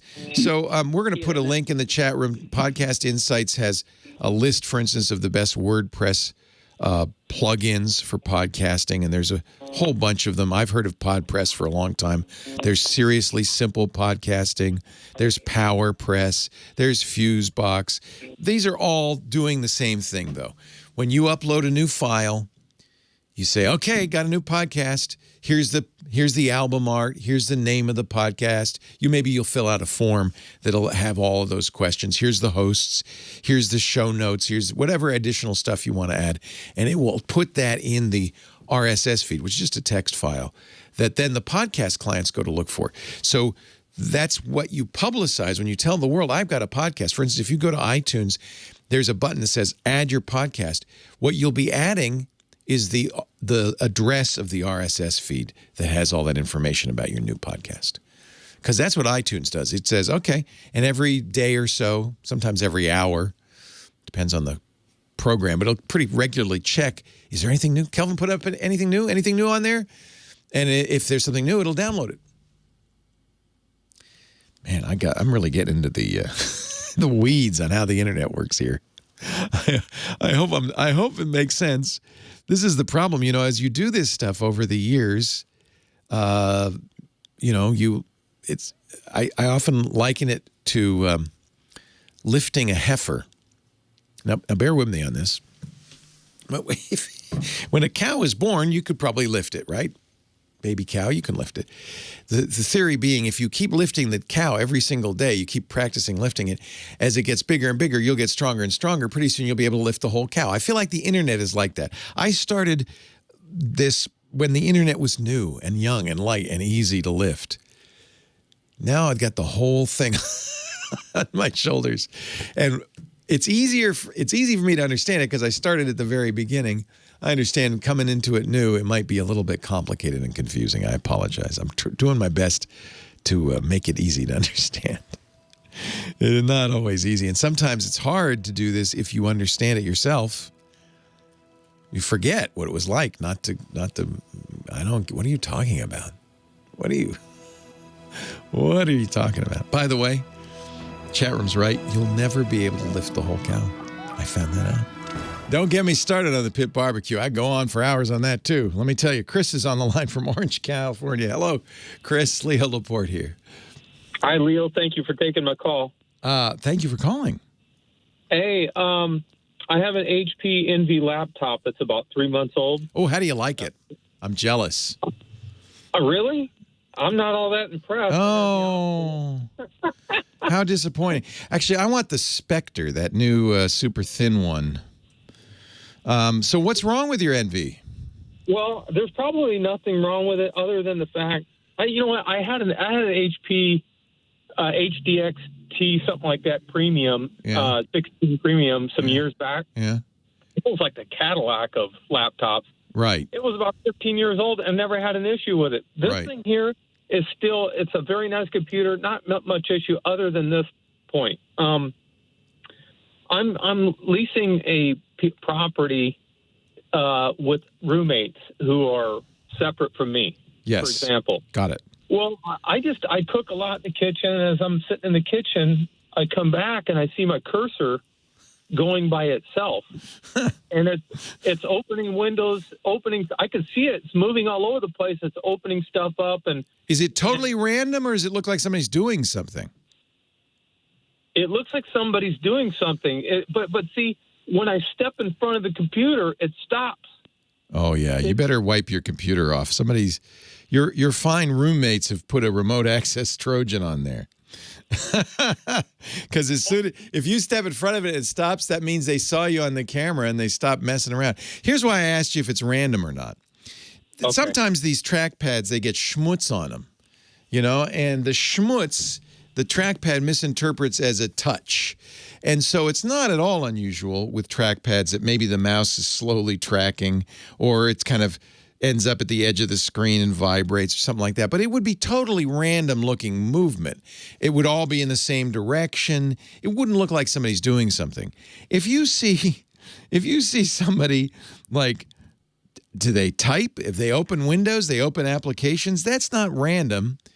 That's somebody using your computer. And if you've been leaving it lying around, it's perfectly possible that those roommates of yours, one of them's smart enough to know how to put, it's not a big deal. It's a simple little program. They call them rats, a remote access Trojan on there. It could even just be remote access software that lets him use the computer.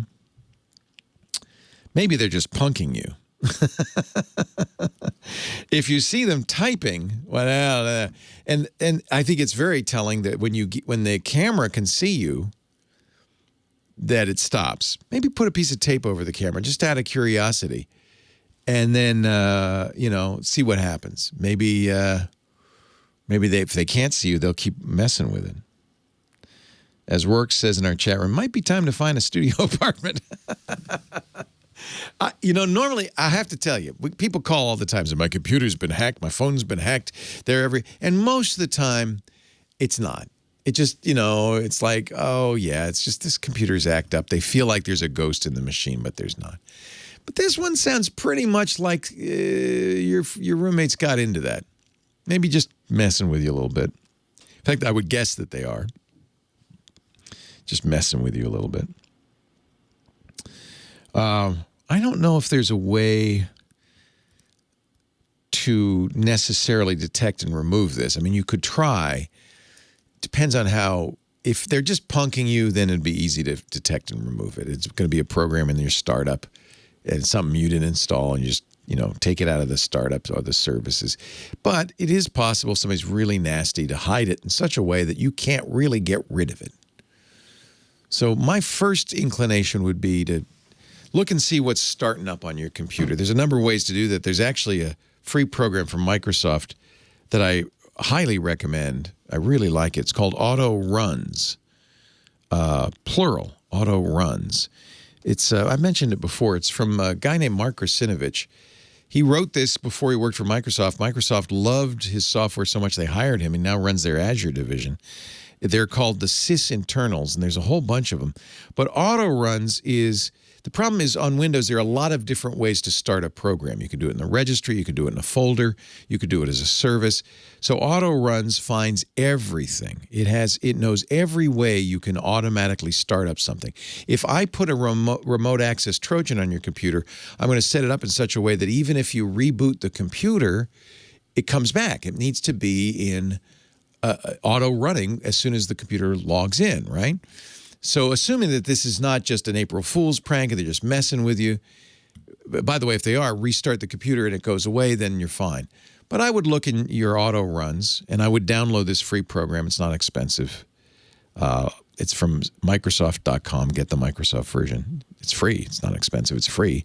And look and see what starts up when your computer starts up. One of them will be something, it won't necessarily say, Hackmaster 2000, but it'll probably be fairly obvious it's not something you installed, and you can disable it there. And if the behavior goes away, then you got them.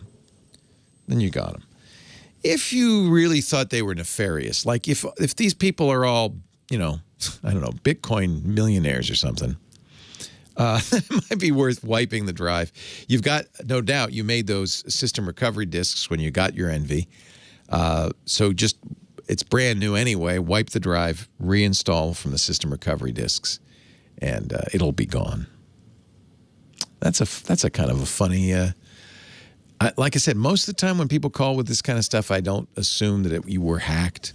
Most of the time, it's just, something weird going on with the computer. This one, especially because it stops when you're visible.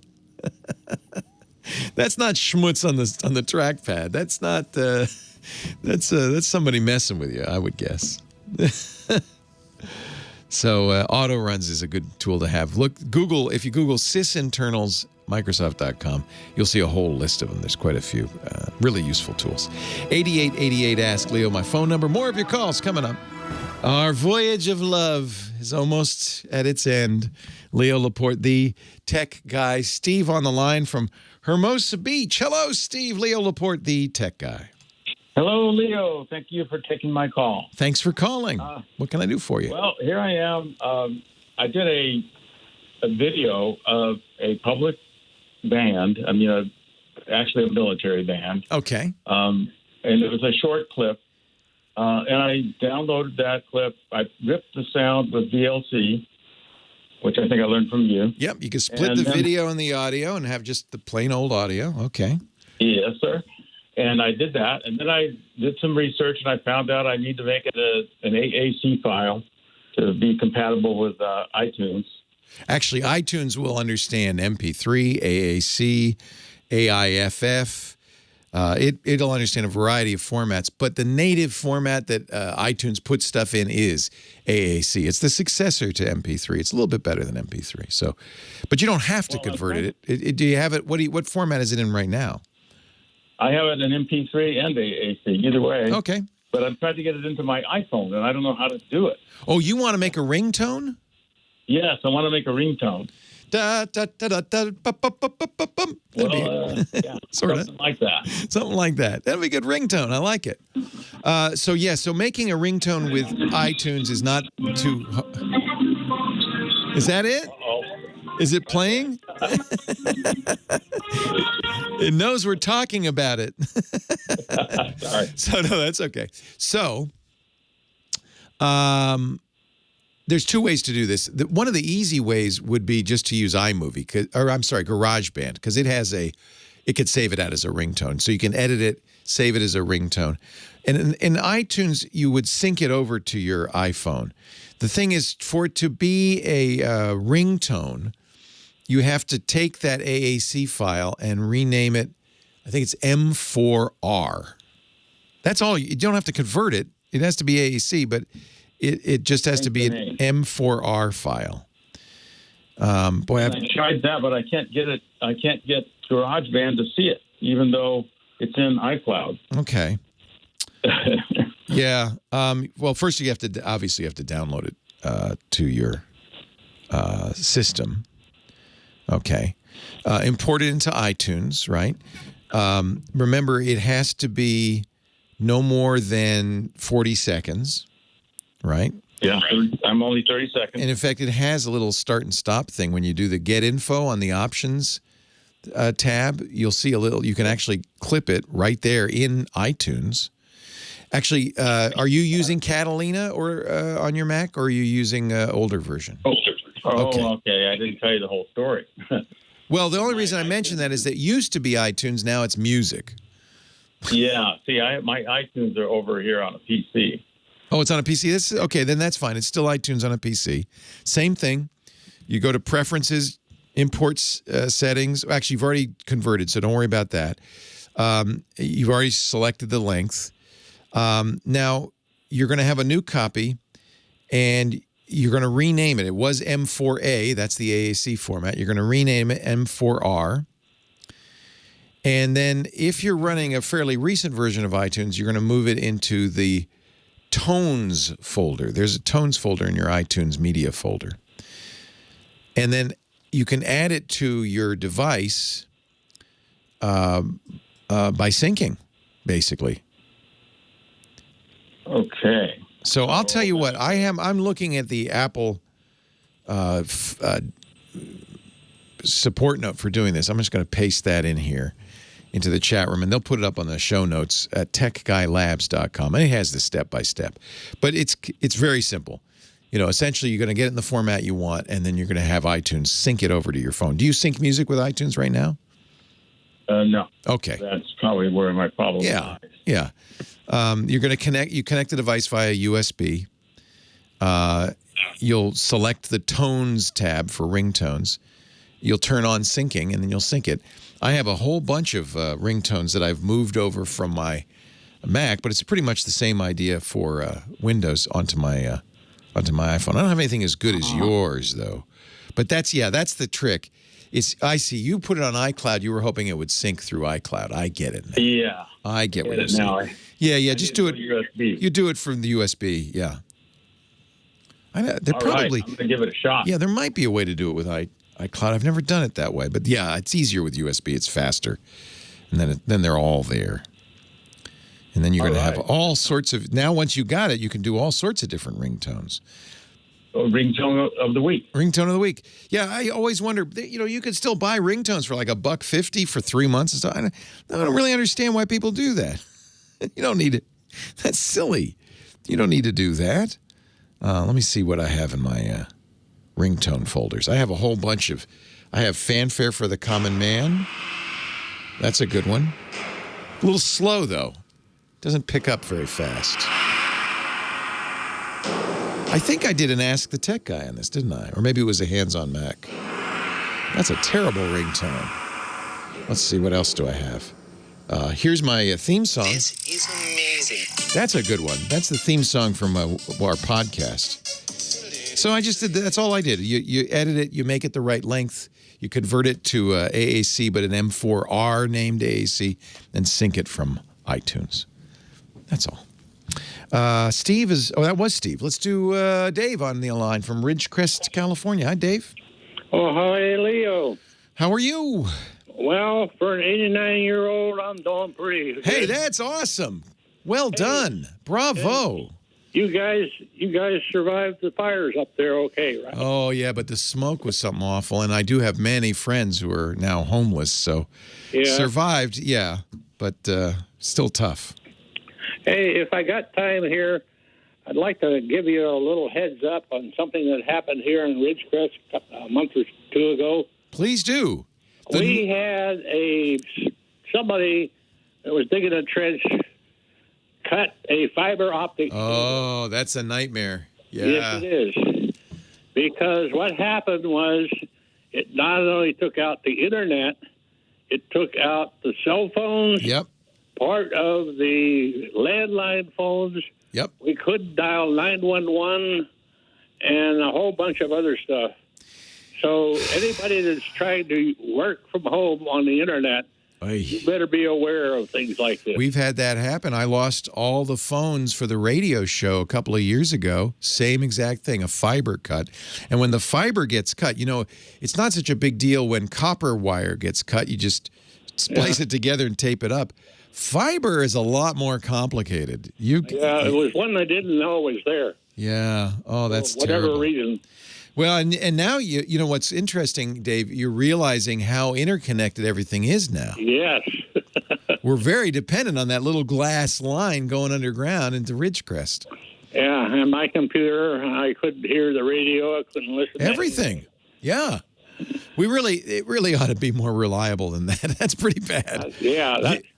My words exactly. Yeah, call 811 before you dig. That's what it says on every signpost. Yeah. Be careful with that backhoe. Yeah. Well, you're old enough to remember, as am I, in the early days of the telephone company, Ma Bell, the government made sure that this was a resilient system, that it would be reliable. Yep.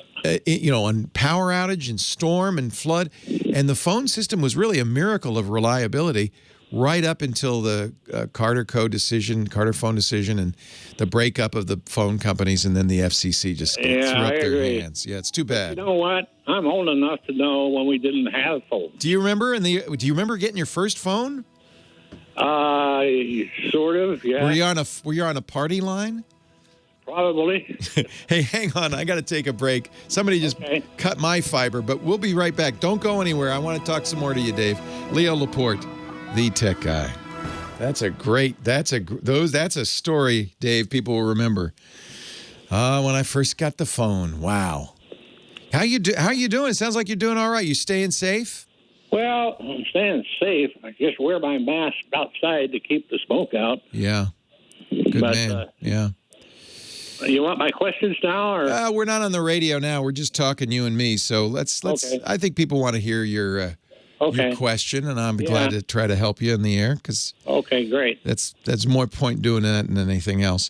Do you live alone, or are you with people, or? No, I have my middle-aged son is living with me. That's nice. Yeah, I lost my wife about 10 years ago. Oh, I'm sorry. A little more. Yeah.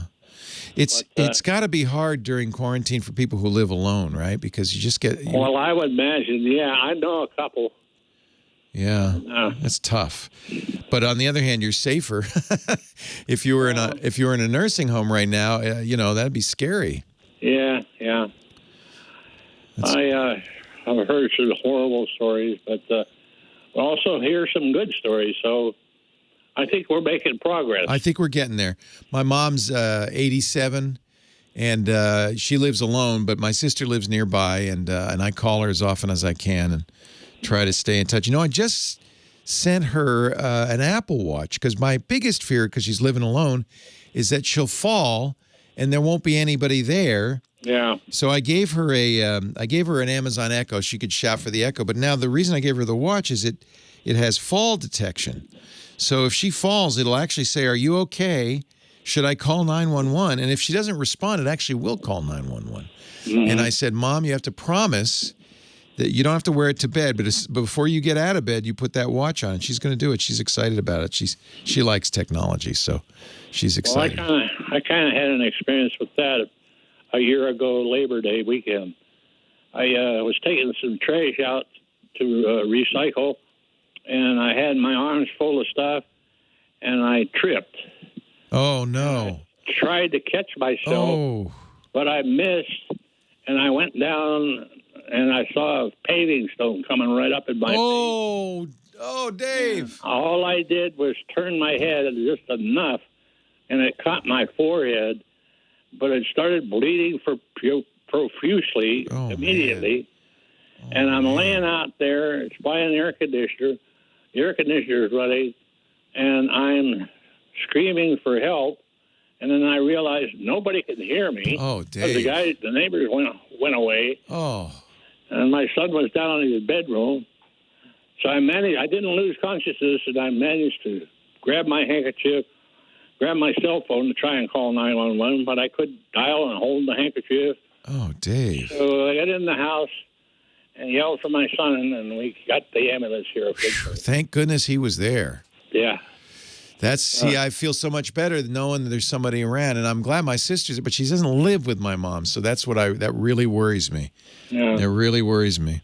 Okay, hang on. We're going to go back in about 30 seconds, okay? Okay. All right. Thanks, Dave. Leo Laporte, the tech guy. Thank you so much. Professor Laura, we've had a lot of fun with the music today. Thank you. Thanks to Kim Schaffer, our phone angel. She does such a good job getting you ready for your appearance on national radio. Thanks, of course, to all of you who listen and call. I really am grateful. I'm just so lucky to be able to do this job. Now, part of the fun is getting to talk to people like Dave. He's on the line from Ridgecrest. I kept you on hold. I apologize, Dave. We had a nice conversation during the break. Yeah. What can I do to help you? All right. Well, thanks to my grandson, I'm now using a Mac Mini about a year and a half ago. Nice. And I have a problem recently. I used Time Machine to back up to a 1 terabyte by passport external drive. Excellent. Well, something's happened recently, and Time Machine doesn't recognize it. Oh. It lost. I mean, the icon's gone. So the good news is this happened before you needed to restore anything, right? I mean, you haven't lost any data. Yeah. You just lost your backup. What I would do, I've had this happen too. I'm not crazy about Time Machine. Here's what I would prefer you do. What you could do is just reformat that drive. Use the disk utility. It's built in the Mac, and just format it. And then and then it'll pop up and it'll say, do you want me to use this for Time Machine? And you say yes. It'll do that first backup. And I've done that. But I think there's a better program out there. If you're in the mood and you're feeling ambitious, it's called Super Duper. And it's available from Shirt Pocket Software, shirt-pocket.com. And it does the same thing as Time Machine. You can have it run on a schedule. But what it'll do is it'll make that external drive bootable.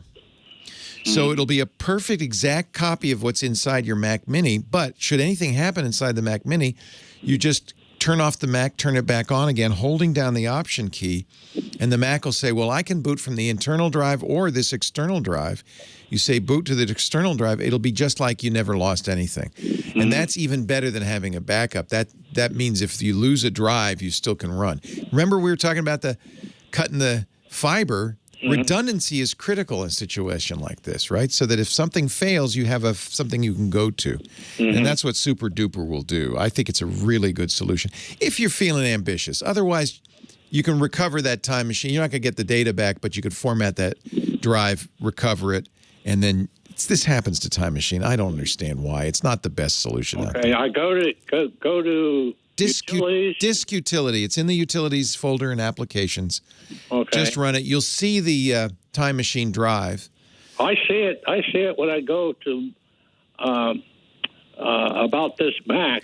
Yeah, you can actually format it by right-clicking on it, actually. So if you want to that might be the easiest thing to do. I think you can just right-click on it and format it. Let me see. I don't know if you... I have played around.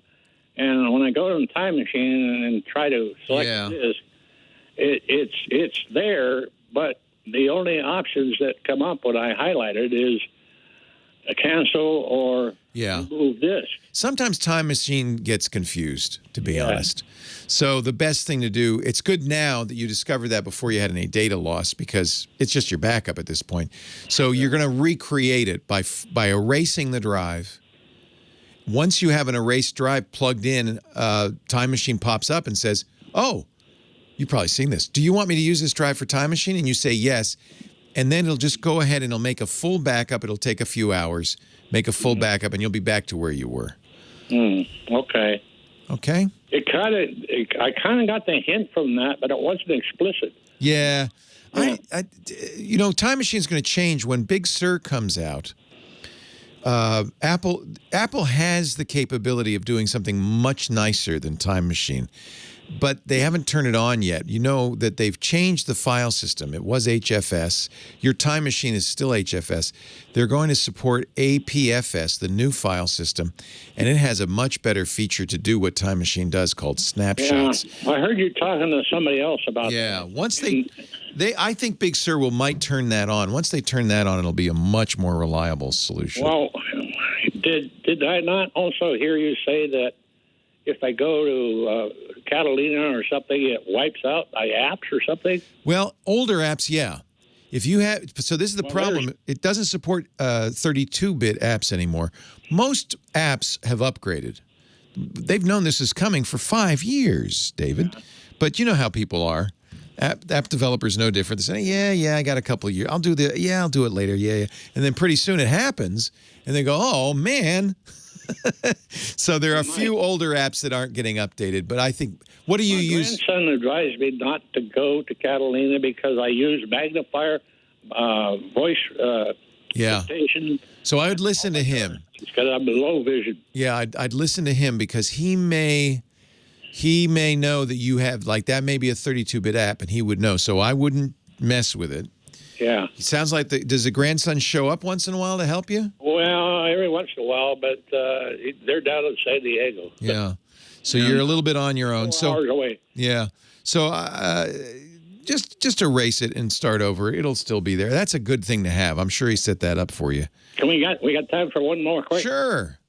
I also think that my internet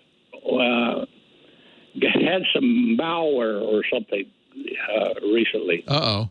Because when I'm using Google, Google,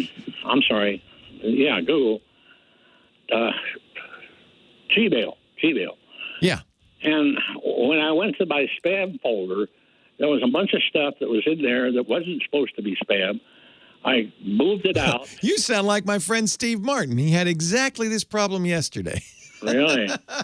He got sometimes spam detection, especially on Gmail, is over aggressive, and it will say, "Oh, that's spam," and it's not.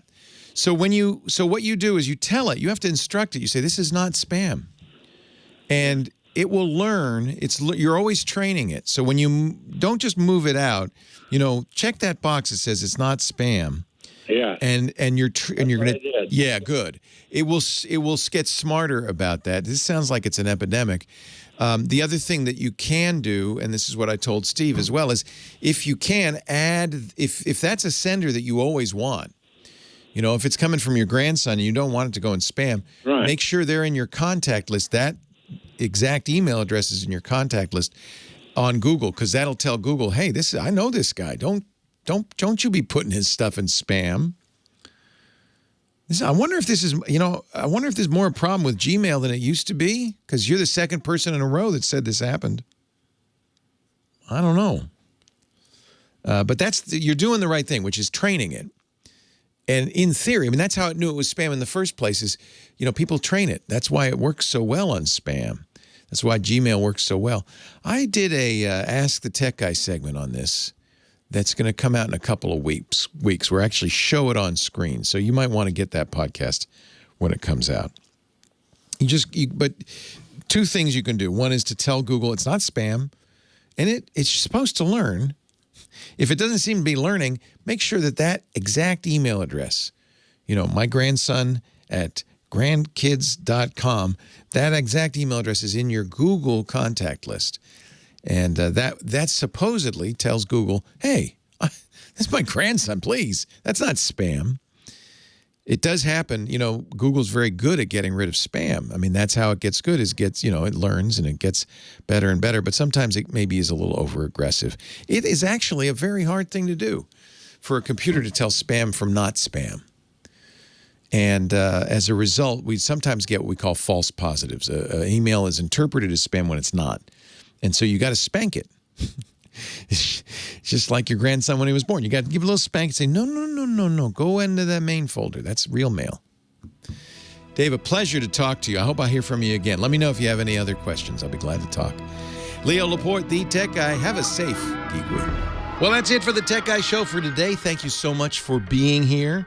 And don't forget TWiT, T-W-I-T. It stands for This Week in Tech, and you'll find it at twit.tv, including the podcasts for this show. We talk about Windows on Windows Weekly, Macintosh on MacBreak Weekly, iPads, iPhones, Apple Watches on iOS Today, security on Security Now. I mean, I can go on and on and on. And, of course, the big show every Sunday afternoon, This Week in Tech. You'll find it all at twit.tv. And I'll be back next week with another great Tech Guys show. Thanks for joining me. We'll see you next time.